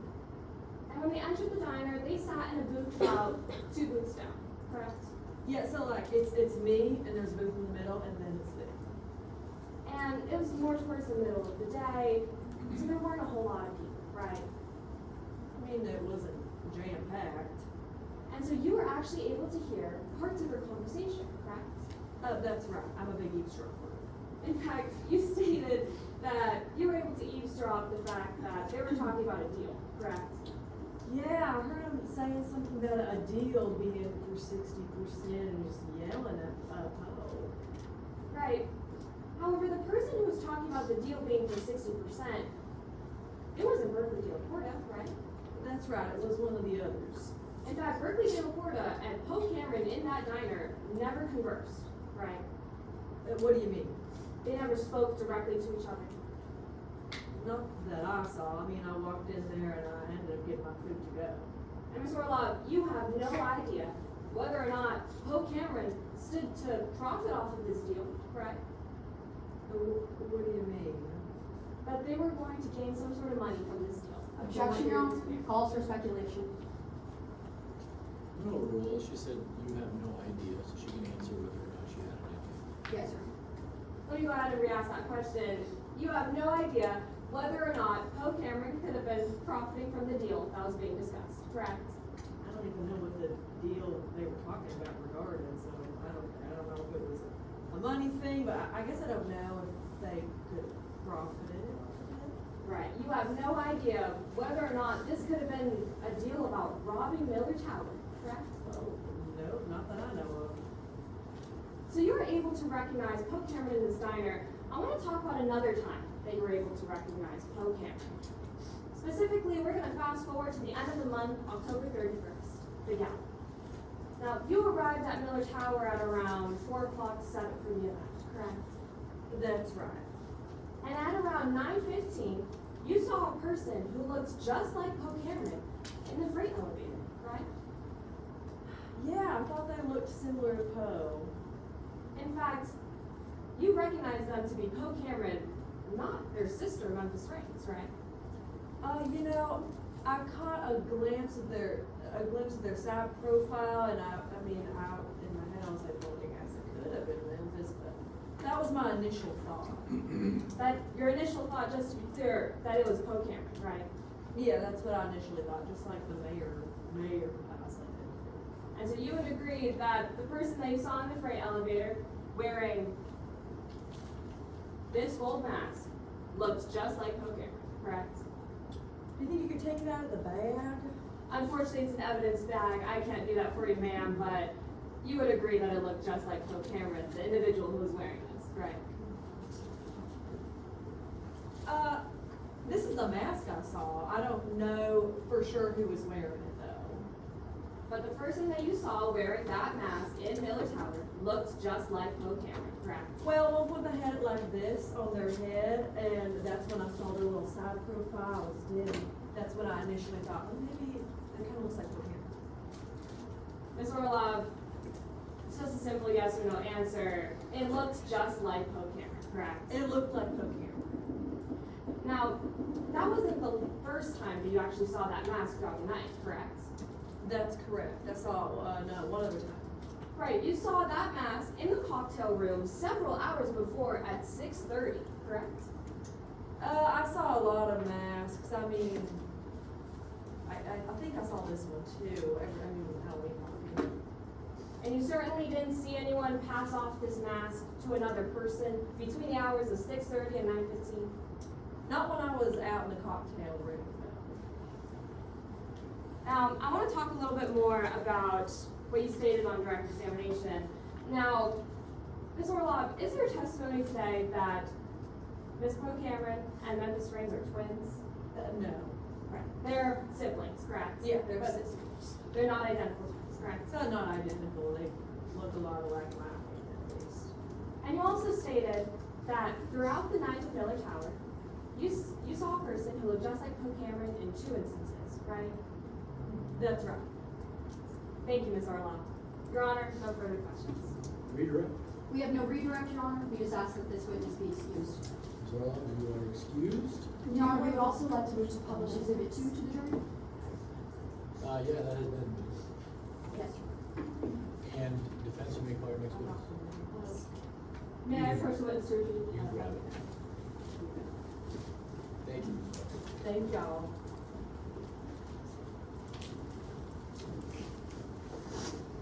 Your Honor, the defense calls Poe Cameron.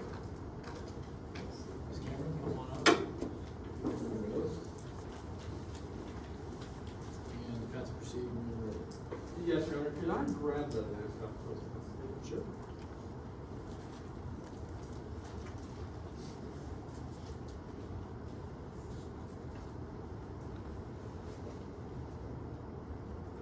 Please introduce yourself. Good morning.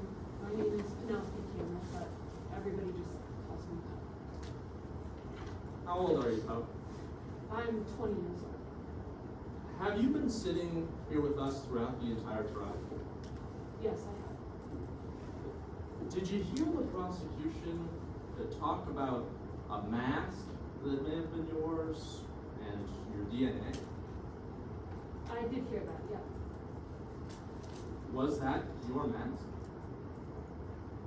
Yeah, it's mine. I have to ask, Ms. Cameron, were you involved in this heist? No. No, absolutely not. I would never do something like that. If you weren't involved, why was your mask and DNA found at the scene? I was sprayed. Let's take a step back and see exactly how that might have happened. Who is Berkeley De La Porta? Berkeley was someone I was borrowing with. Why did you need money? I was behind on my rent, and I knew that if I didn't figure something out soon, I was really bad.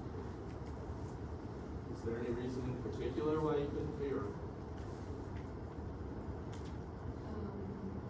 Well, I have what you might call a call a pretty serious gambling problem.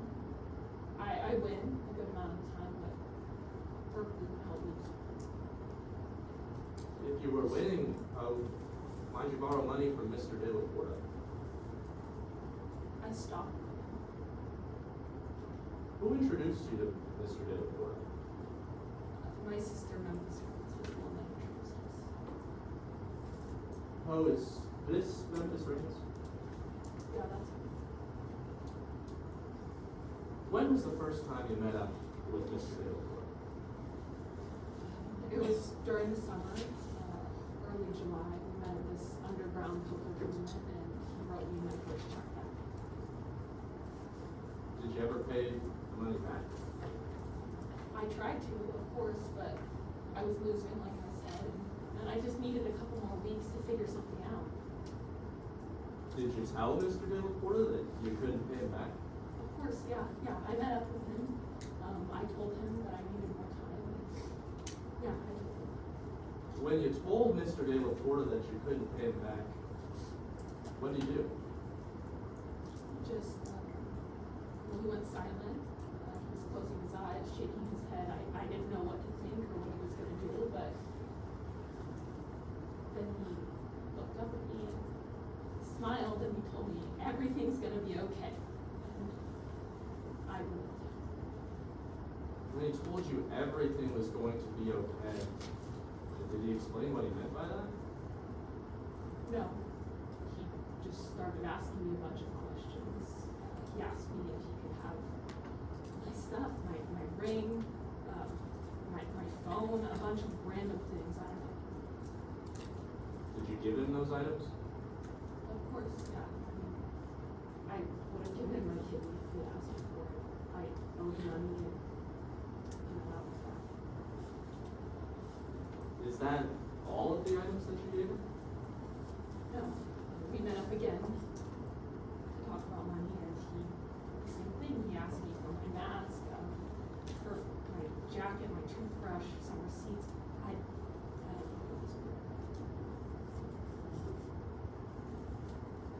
Let's see why the prosecution assumes that you had those items on the night. Did you hear the witnesses come today and talk about that mask? Yeah. Have you ever worn this mask before? Yeah. I was planning on taking my little cousins trick-or-treating that year, so I bought the mask, I tried it on, and then I showed them my friends. Miss Cameron, did you ever get your stuff back? I did, yeah. Berkeley met up with me because I finally had the money pulled together to get paid, but he just relieved me of my debt, gave me my stuff back.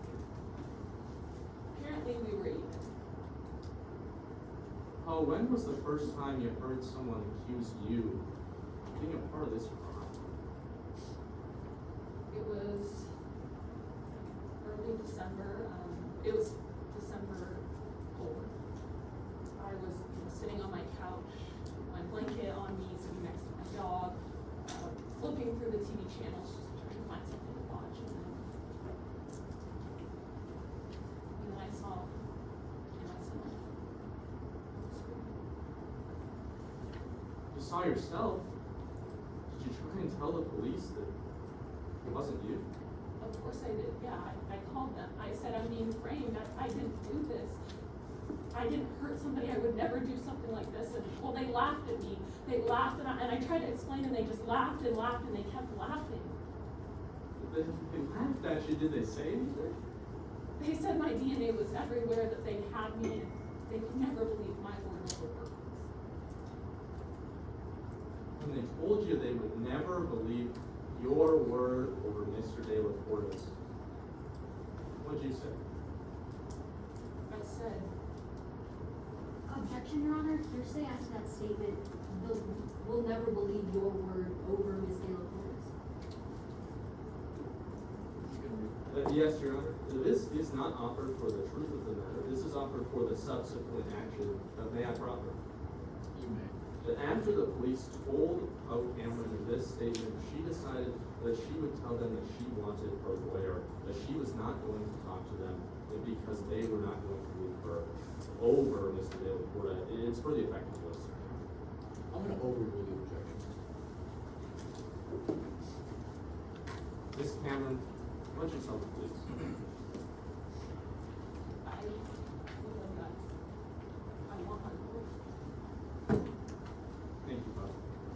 No further questions, Your Honor. State cross-examination.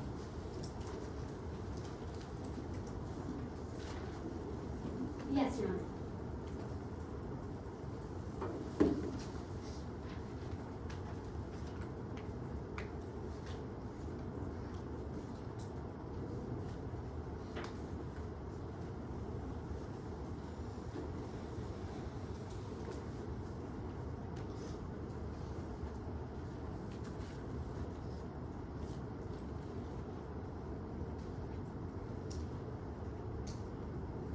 Ms. Cameron, I want to start by talking about some correspondence exchanged with your sister.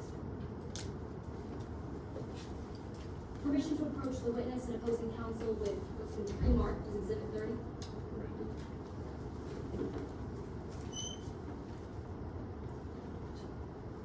Your Honor, would you like a copy? Yes, please, thank you.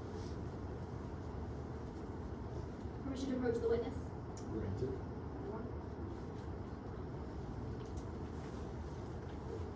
Now, Ms. Cameron, you recognize Exhibit 30, right? No. All right, Ms. Cameron, you recognize your name here on Exhibit 30.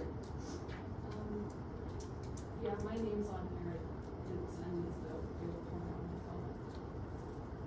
All right, Ms. Cameron, we'll get to that, but let's talk about what these text messages say.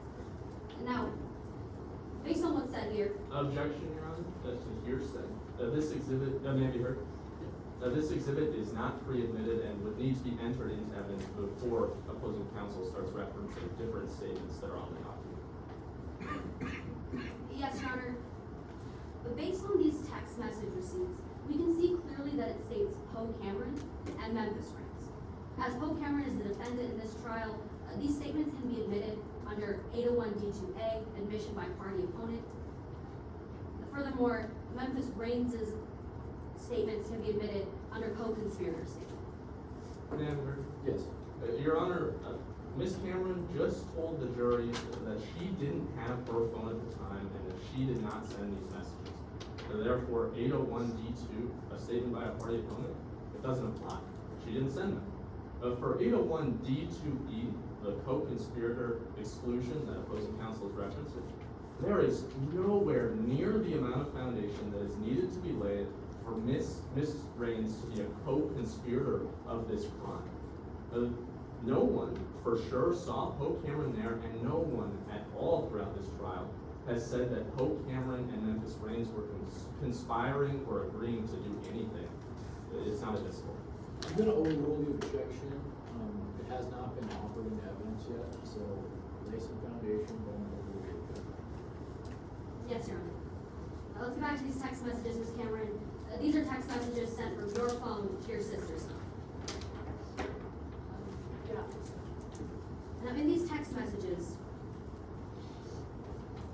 your sister tells you there's a target worth a lot of money, right?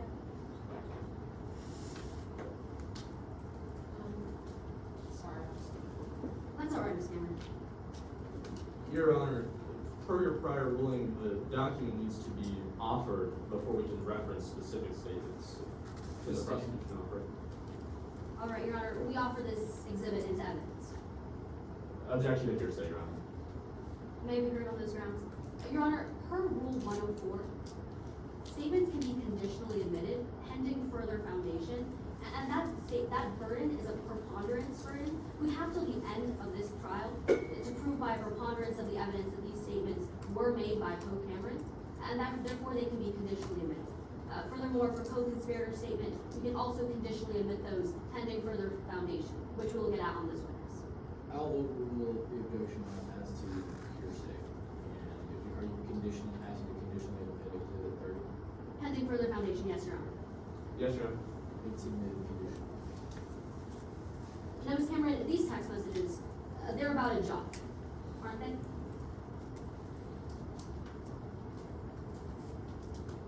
directing you to the first text message, it says that there's a job, right? That's what it says, yeah. Directing you to the text message, the fourth from the bottom, it says there's a target in this job. That's what it says. A target worth a lot of money.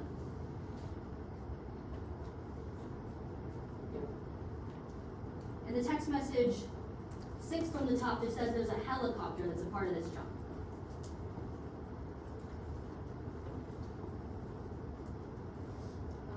Yeah, it says that. In the last text message, it says that there's a mask that's involved in this job.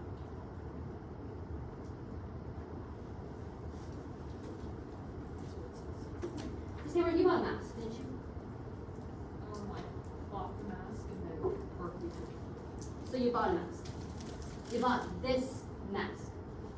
The mask that we heard was found in the alleyway adjacent to Millertown. Yeah, at that time, I didn't have a mask in my possession. You bought this mask on October 7th, isn't that right?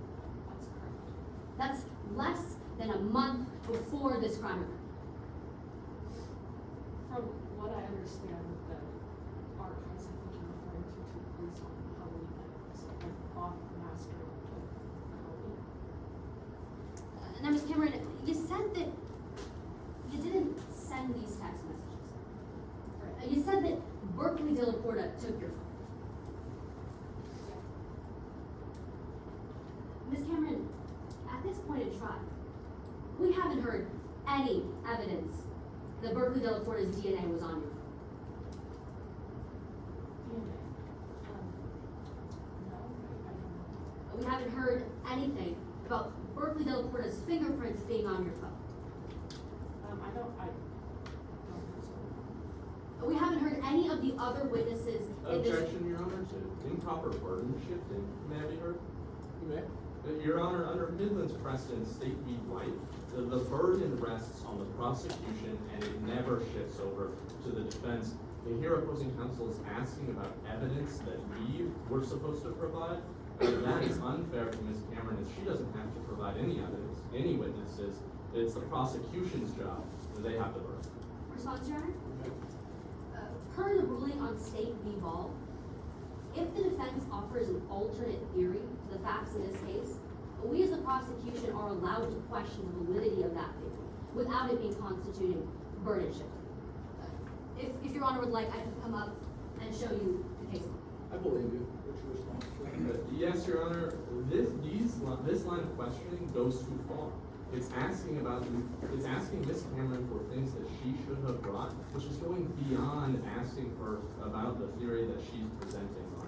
The opposing counsel has gone too far and it's become unfair for Ms. Cameron, as it's not her job to bring evidence. Response to those grounds, Your Honor? Your Honor, I never asked this witness, did you bring, or you should have brought.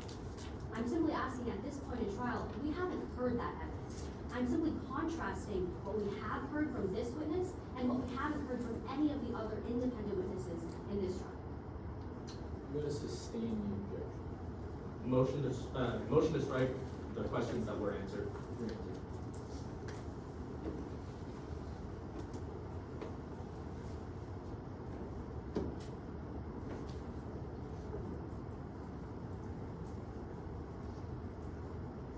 All right, Ms. Cameron, I'll take that back from you.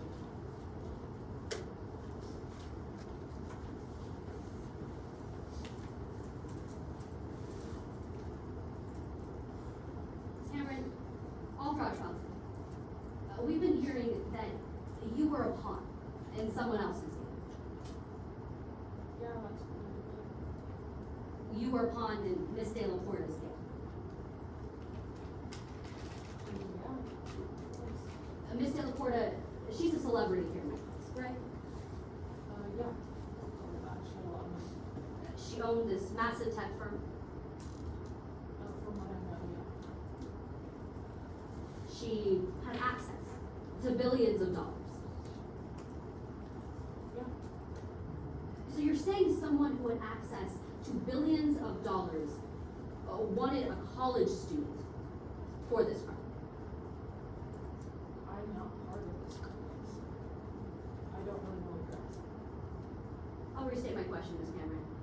You're saying someone who has access to billions of dollars, access to all those resources, wanted to frame you specifically for this crime? Objection, Your Honor, to speculation. I'm gonna overrule it.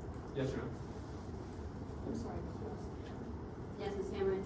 You're saying someone with access to billions of dollars, all of those resources, wanted to frame you specifically for this crime? yeah, I mean, she even told me that there's something to money keep from. Out of all the people in Midlands, she wanted to frame you specifically. Yeah, I wish I could tell you why. Let's talk about another aspect of your story, Ms. Cameron. You said that you were part of an underground gambling ring? Yeah, And you said that Ms. De La Porta wrote you a check? she wrote me a few checks, yes. At this point in trial, we haven't seen these checks, have we? Objection, Your Honor, per your prior ruling to the improper burden shifting. I'm gonna sustain it. Ms. Cameron, I want to talk about the things that you said and the things that other witnesses have said in trial. Now, you had said that you weren't at Miller Tower on Halloween night, right? Yeah. But you were here when Dr. Ebby said that a witness in this case saw you exit Miller Tower, right? I heard that. I wasn't there. You were here when Ms. Cosmos testified that she saw you at Miller Tower. I heard her say that. You were here when Parker Orloff said that she saw someone who looked like you at Miller Tower. Yeah, I mean, my sister looks a lot like me. So we have 3 witnesses in this case who've spoken about you being at Miller Tower. And you're the only witness who has come up on stand so far that said that you weren't at Miller Tower. I mean, Miss Orloff didn't say she saw me definitively, so I guess, yeah. You're the only one who's saying definitively that you weren't at Miller Tower. I'm saying the truth. I'm saying I was not there. So where were you, Ms. Cameron? I was at my house. You were at your house. All right. Well,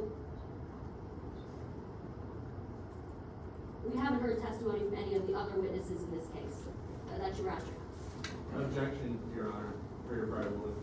Sustain.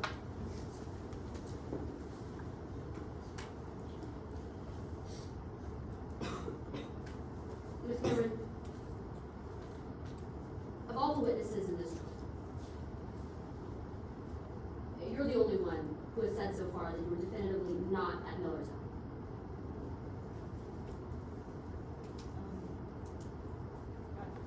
Definitively, I guess, yeah.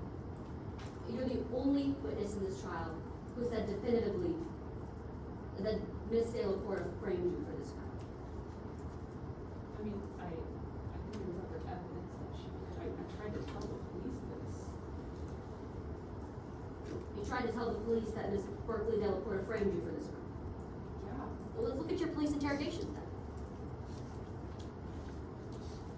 I'm approaching with copies of the November 21st police interrogation and a December 5th interrogation of opposing counsel.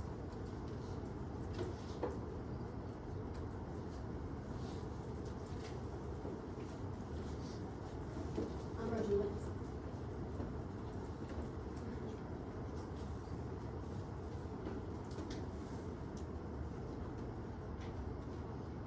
Ms. Cameron, nowhere in these police interrogations do you mention Berkeley De La Porta, do you? No, on the first police interrogation, it was the 21st of November. I didn't know that I was being framed yet. And this one on the 5th, I asked for my lawyer because when I called the police, they had laughed at me, so I figured that was the best thing I could do. And I also, I tried to tell them right here, where it says indecipherable, and then I decided right after that to ask for my lawyer, because I knew that was my best option. at you during this interrogation, right? No. You're saying the police didn't believe you when you said that Berkeley Delacorte framed you. On the phone, yes.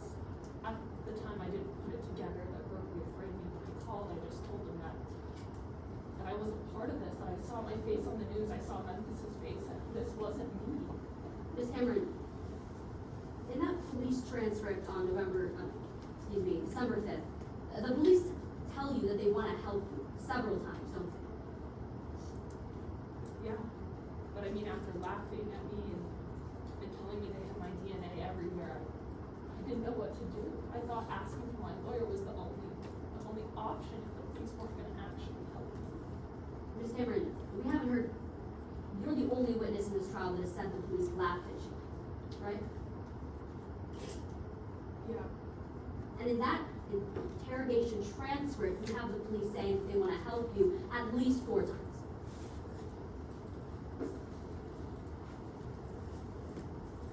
Yeah. But you didn't explain any of this in that interrogation. They didn't give me the chance to. They said that my DNA was all over everywhere at Miller Tower and Ivy Lane Apartments. I didn't know what to do. I knew that no one was gonna believe me because they had told me that on the phone. They told me they'd never believe my word over Berkeley's. Ms. Cameron, these police officers said they wanted to help you 4 times, and you didn't explain to them what was going on any of those 4 times? The police even said that they knew you wouldn't have been involved in this crime, right? And what you knows? In the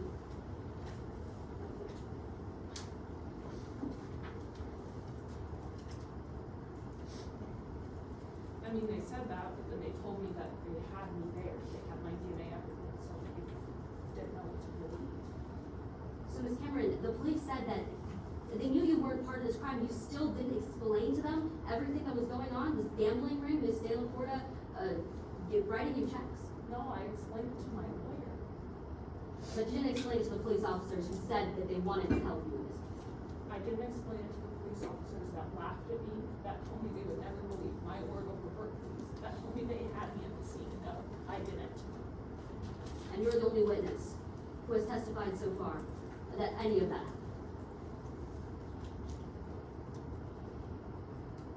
That's not entirely true. I mean, that doctor came up here and said that it was possible my DNA wasn't there at all.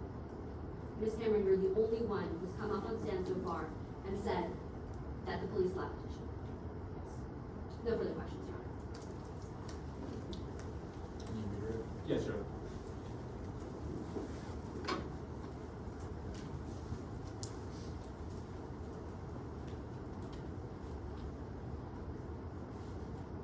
Oh, why didn't you take the police's help? I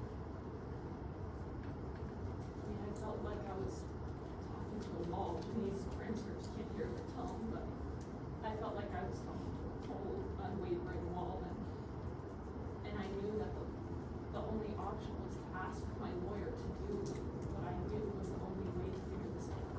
The police weren't listening to me. They were laughing at me. Thank you. No further questions, Your Honor. No, Your Honor. You may step down. That's. The defense rests, Your Honor. Depending on time, can we take a 5 to 10 minute break before closing arguments? Let's see, yeah, when's all lost? About 43 minutes until all lost. Okay. So I'll say 5? 5 is great with the defense, Your Honor. 5 minutes.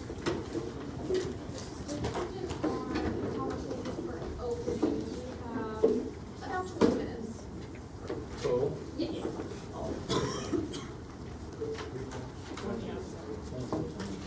Can you, what are you doing in closing? Just read, yeah. Thank you, whenever you get a chance. Yeah, for sure.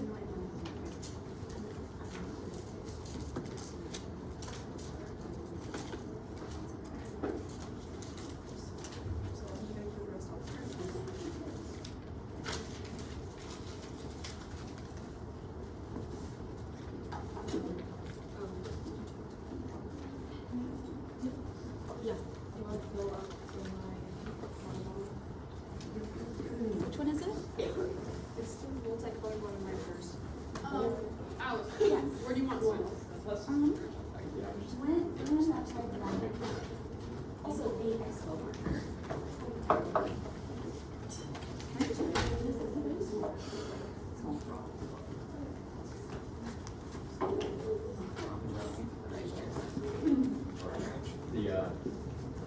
So you're the volunteers on the board of I guess it's about. You should have some, you should have a man like that.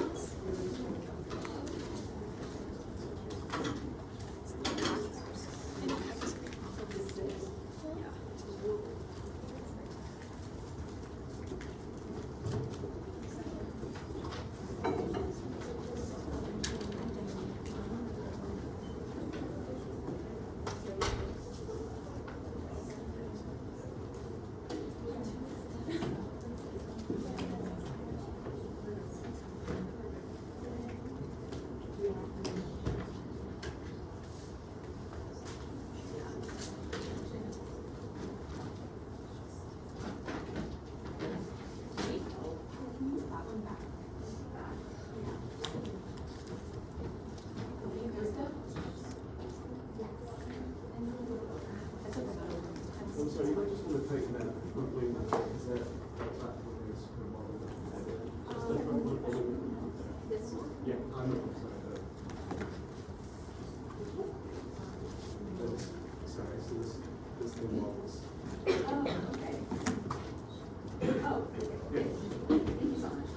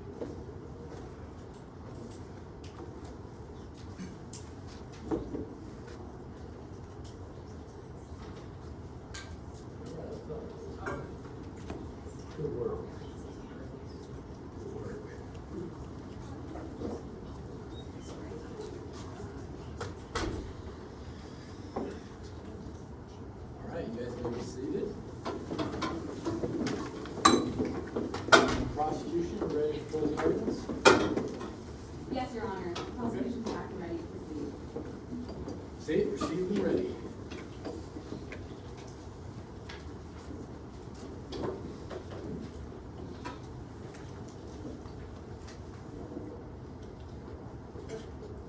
Follow the mask, and you'll find the defendant.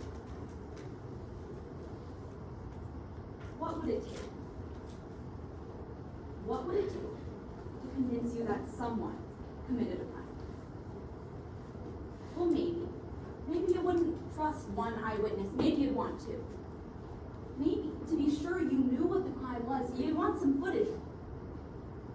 Maybe, just for the cherry on top, you want some DNA evidence to tie them to the scene of the crime. Members of the jury was so astonishing about this case is that we have every bit of that evidence. All you have to do is follow the mask, and you'll find the defendant. And that's why we've charged the defendant on 2 counts today: aggravated assault and kidnapping. Now that means that we had to prove to you that beyond a reasonable doubt, this defendant seriously hurt someone, confined them, and that they did so purposely. I want to be clear.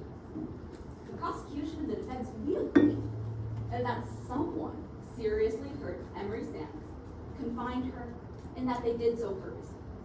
So our job today, as the prosecution, has been to show you that one of those people was the defendant.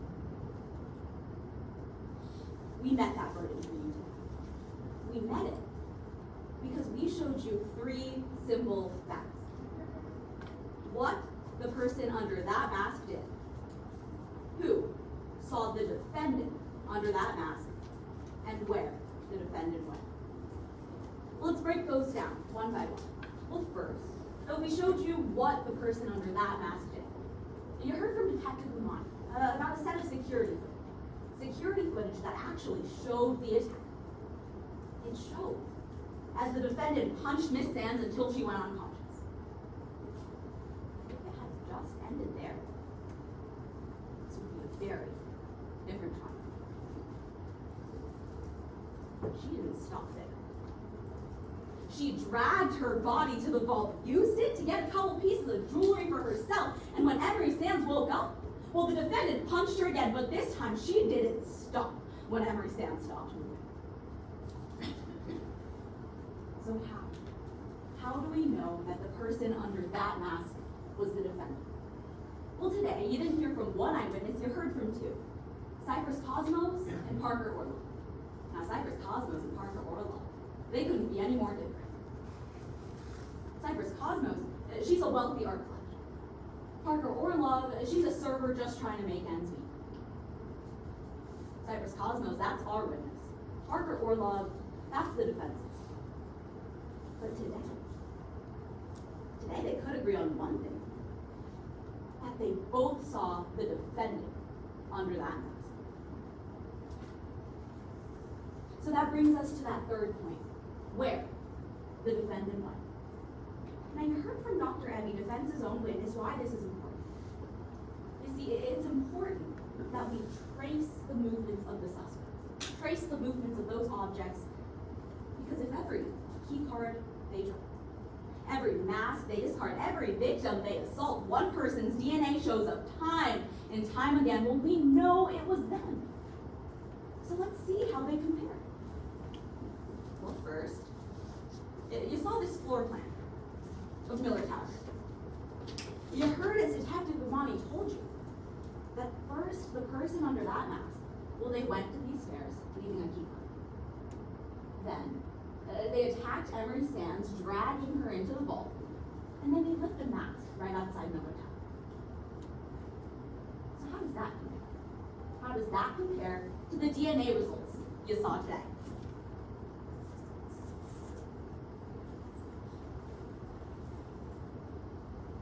You learned they matched up perfect. That key card they dropped, the defendant's DNA was found on it. The mask they discarded, the defendant's DNA was found on it. Emery Sands' skin, members of the jury, the skin of the person that was attacked, the defendant's DNA was found brought you that mask, said this is why you have to convict, maybe you wouldn't have done it. If we had just brought you that key card, said this is what proves that the defendant is guilty, you wouldn't have bought that. But when we bring you a mask, a key card, and the skin of the victim and say it was all found with the defendant's DNA on it, well, members of the jury, at that point, you've got to start asking yourself,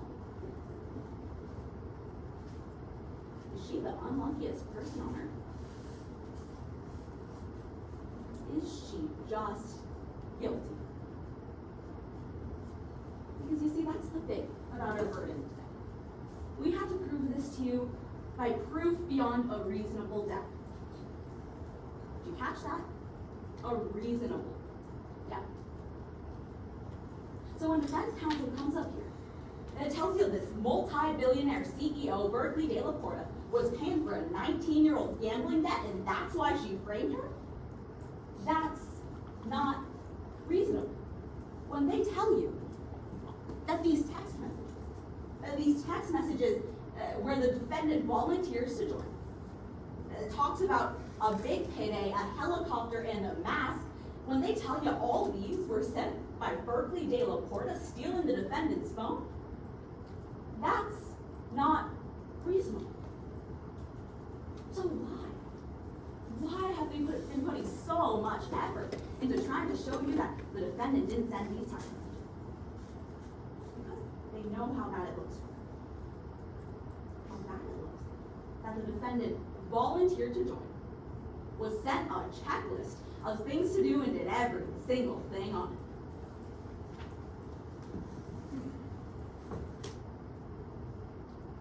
Because you see, it's not one piece of evidence, not one witness that proves the defendant is guilty.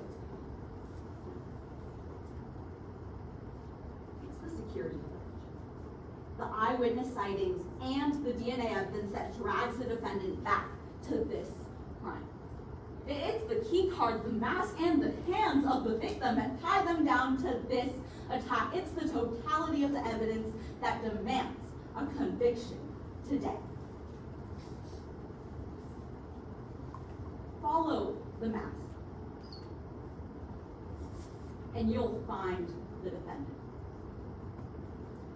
The defense, they're going to get up here and try to mask the fact that all the evidence points one way. We trust that you followed the evidence. We trust that you'll find the only conclusion consistent with the facts. Find her guilty. Thank you for your time.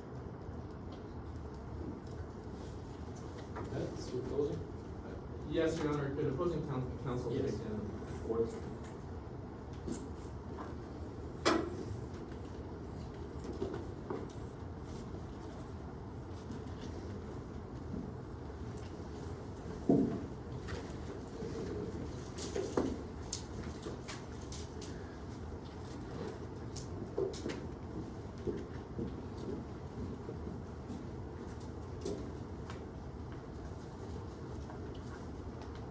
Counsel, proceed. Yes, Your Honor.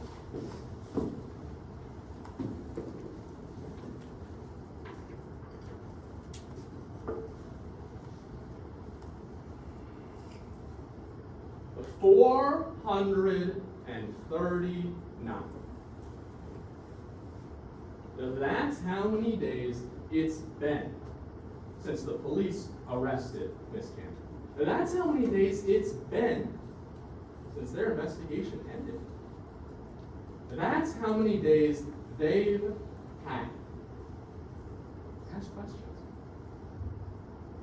But after 439 days, we still don't have answers. Answers to even the most basic questions. Were you at Miller Tower just now?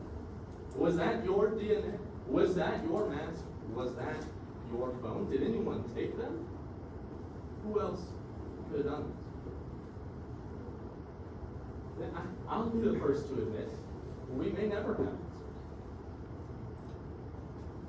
But it's not because of anything Miss Cantor did. It's because the police didn't ask. if they would have asked, they would have realized she's not a mastermind, she's not a criminal, she wasn't even there. She was a pawn. A pawn in someone else's game. Now, the prosecution is charging Miss Cameron with aggravated assault and kidnapping. Now, that means that they come into court holding the burden of proof. Now, they had to prove that Miss Cameron committed those crimes beyond a reasonable doubt, and members of the jury, that's the highest burden in our legal system. We don't really have anything like proof beyond a reasonable doubt in our day-to-day lives. When someone tells you a story, there are gaps that you have to fill in, assumptions have to be made. But when the prosecution makes an assumption in their case, when they fill in one of those gaps, the only assumption you can make is innocence. Innocent until proven guilty. Now, the prosecution failed to meet that burden because of three simple facts. First, they assumed that she was there. The second, they assumed they had the right suspect. And third, they assumed they had the right explanation. So let's take those one by one. First, they assumed that Miss Cameron was at Miller Tower on the night of the heist. Now, think back to the witnesses that you heard from today. None of them told you that they definitively saw Miss Cameron. No, they saw her from the side, in the dark, with a mask on. Ms. Bremer, could you take this mask and go to the back of the room?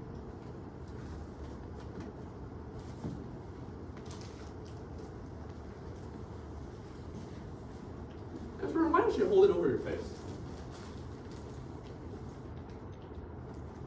You've known us for 3 hours. Would you be able to confidently say that that was Miss Bremer? I can't tell you right now, and I've known her for years. Now imagine if you had to make that identification months later.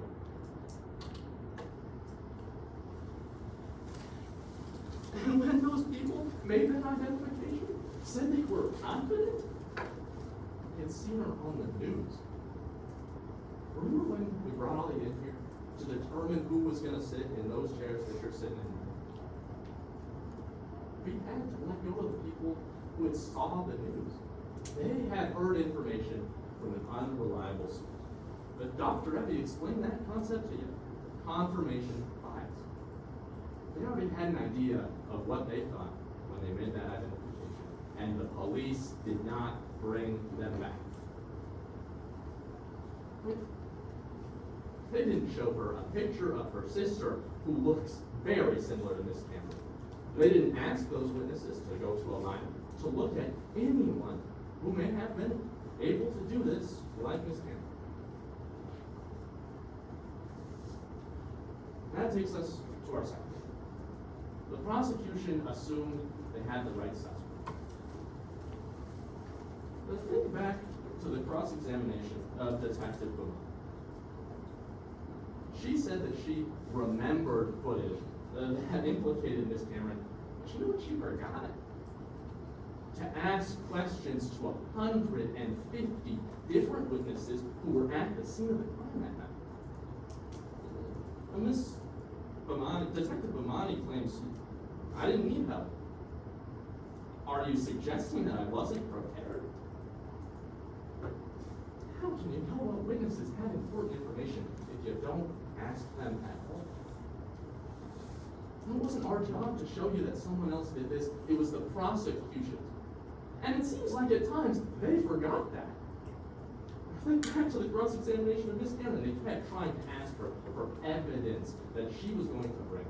Members of the jury, let me be perfectly clear. The burden rests here, not here. And that takes us to our last one. The prosecution assumed they had the right explanation. Even though Miss Cameron had a right not to, we got to hear from her today. We heard that she's just a 20-year-old kid. blamed for a crime that she didn't commit. She told you what she thought she's doing. Giving those items to Mr. De La Porta, she had no other choice. The prosecution came up here and cross-examined on exactly who Mr. De La Porta was. They asked, he's a billionaire, someone with resources, someone who's rich. So the jury, is it too much to say that he would have tried to find somebody to take the fall from him? And someone who owed it?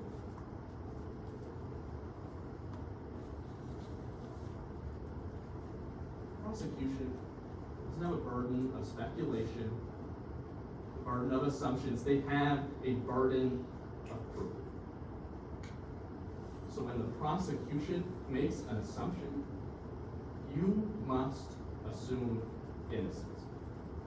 When the prosecution tells you that Miss Cameron was there that night, but we know that no one definitively saw it, you must assume innocence. When the prosecution tells you that she sent those text messages, but we know that Mr. De La Porta took her phone, you must assume innocence. When the prosecution tells you that she committed this crime, she wasn't even there, you must assume innocence. Because you, as jurors, can't make the same assumptions the prosecution is going to do. Don't assume that she did this when we know that she was just a pawn. A pawn in someone else's game. Find her not guilty. Take the vote. Yes, Your Honor.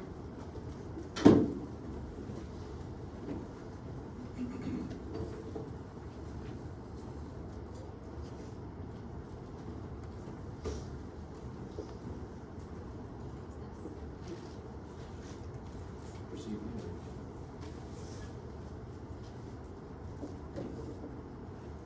The defense just got up here, and they told you that Cypress Cosmos, that they saw the defendant from far away, in the dark, with a mask over their face.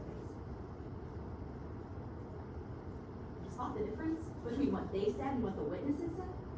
Cypress Cosmos said they saw it on top of her face, right up here where you can see who it is.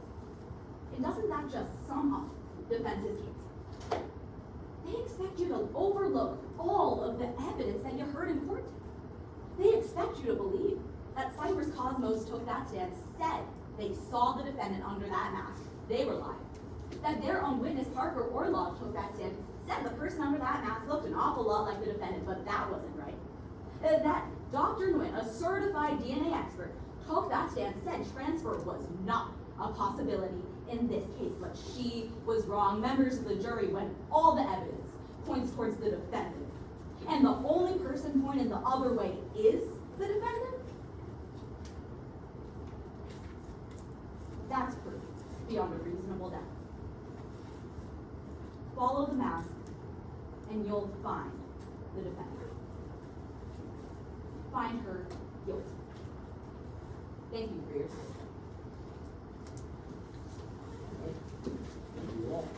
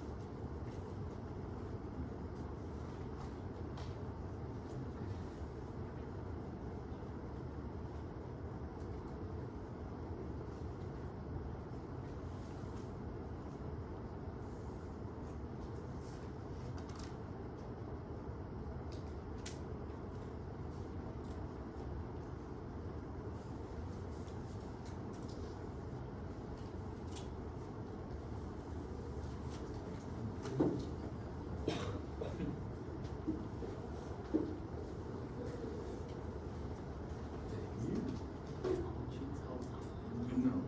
believe you read everything. They'll read it. You can remember. I'll try. Okay. Thank you. You guys wanna take this? Yeah. This job, we will wait for them to give us the all clear sign. Give me some comments. Tell them who you are. Yeah, I guess My I could esteemed co-panelists here, three-judge panel. Yeah, so my name's Patrick Myers. I was a competitor with SDMT for 4 years, and then I also did 3 years of high school mock trial, so that's a lot of time. Not a lawyer, maybe in the future, but yeah. That's all right. I'm a mail clerk. I work in his office building. I'm getting paid overtime to be here. That's the best reason I can imagine. And, I mean, that extra $12 an hour. And he bought me breakfast. Well, I didn't buy that. That's Rob. He does commercial litigation here in Arizona. And he is a lawyer. He does not work at my firm. I'm Aaron Reed. I'm a criminal defense attorney here in Phoenix. Yeah, but I thought, generally, we don't have the sheets back yet, but nice job, both teams. Because we're very well prepared, very well coached. So it's a pleasure watching you guys work. Thank you. Yeah, very hard to score rounds when there's like such a high level of I had nothing to do with it. effort that's put forth. It's readily apparent that both teams spend a lot of time preparing. Very well prepared, knew the rules, great objections. Is there any questions for us before we get the word that we can talk to you guys? We've sort of been collecting recommendations for law schools. Would you guys like to tell us where you went to school? Would you Yeah. Rob and I went to a terrible law school. Yeah, terrible. It's not even a law school anymore. Yeah, so, but you know what? I'm a partner at the firm now and make a lot of money and win a lot of criminal trials, so I don't really care, but, it depends what you want to do, honestly. If you're doing criminal defense, it doesn't matter. But a lot of people that want to do more bigger commercial litigation, bigger firms, they look for bigger schools. It doesn't matter where you go, but if you want to like start off at a bigger firm, get a clerkship, circuit court, district court, bankruptcy court, if that's your thing. That shit's boring. You don't even know what you're talking about. I work in your old office. I know, but they don't, Bankruptcy. yeah, but it's not terrible. bankruptcy, it's like, it's all adverse litigation that they do, it's not, it's interesting. It really, like. Thought we were done with that. It's actually, bankruptcy is like the granddaddy of all areas of law. And it like, Next year, you get a bankruptcy case. it is the most complicated kind of litigation you'll ever be involved in, unless you're just doing like just straight 7s and 13s. But if you're doing any kind of complicated 11s or subchapter 5s or adversary proceedings or representing creditors' interests there's just so much that goes on and it's so intertwined that no one cares about bankruptcy. Before I'll let you comment, where are you guys from? We are from University of Arizona. Okay. We're Nice. from UCLA. Okay. Very nice.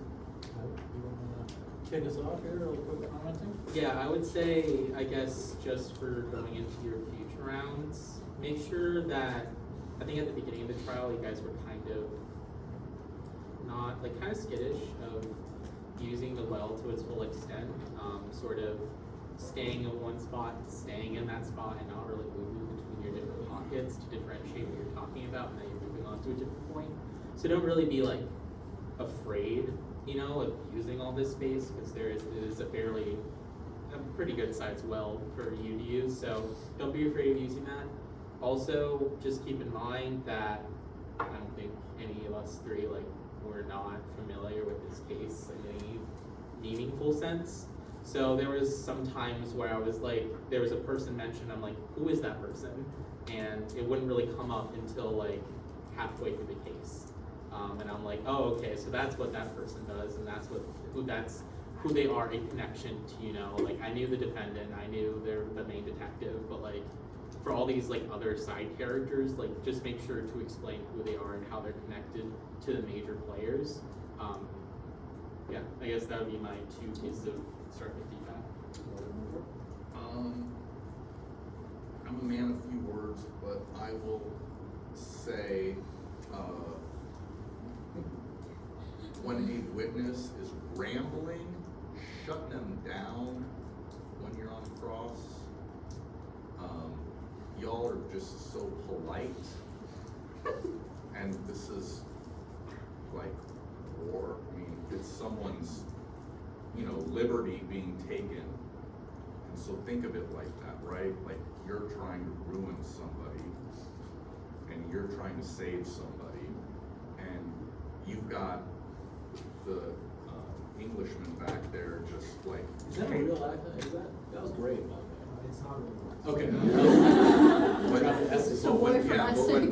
I recall specifically when you were crossing him, it was just like, dude, I mean, you're just, you know, getting in shots. I just like a side question that I have though. That demonstrative where there were blanks for the DNA for Memphis Reigns, is that part of the fact pattern? Like, did they have DNA for Memphis Reigns? Or is that just... We just weren't eliciting testimony, so we didn't want to confuse anyone with their monster. I would have done something. I don't know. I mean, I don't know what the numbers. That didn't make sense for to me. Memphis Like, show, oh, so I don't know. looks like prosecution shooting some blanks here. That's it. Good job there. I thought it was well constructed both sides. I do agree. I think sometimes there's some of these players I'm like, oh, who's that again? Who's this? Did I hear enough about who that person is? But trials, Rob's right. I mean, they are a war. I mean, they're not easy, and you're dealing with people's lives as a defense. It's extremely stressful. And if you like that kind of thing, criminal defense is where you need to live. But there was, I can't remember who was doing it, the line of questioning about the detective and how they assume they don't really do any investigations, 150 witnesses. I thought that was great. I actually used that almost exact line of questioning 2 trials ago that we watched. So it absolutely happens. In a lot of these cases, you'll get detectives that aren't the best. And, you know, as a defense, it's your job. Now, prosecution, you also have those cops that are not the best. You have to figure out a way to make them better, and that's your burden. It's a tough burden to have. I thought you guys all did a great job. I wouldn't really change much strategy-wise. I thought you guys were all prepared. So, good luck in your future rounds, and it was a pleasure. Thank you guys. Thank you. Absolutely. Enjoy your lunch. Thank you.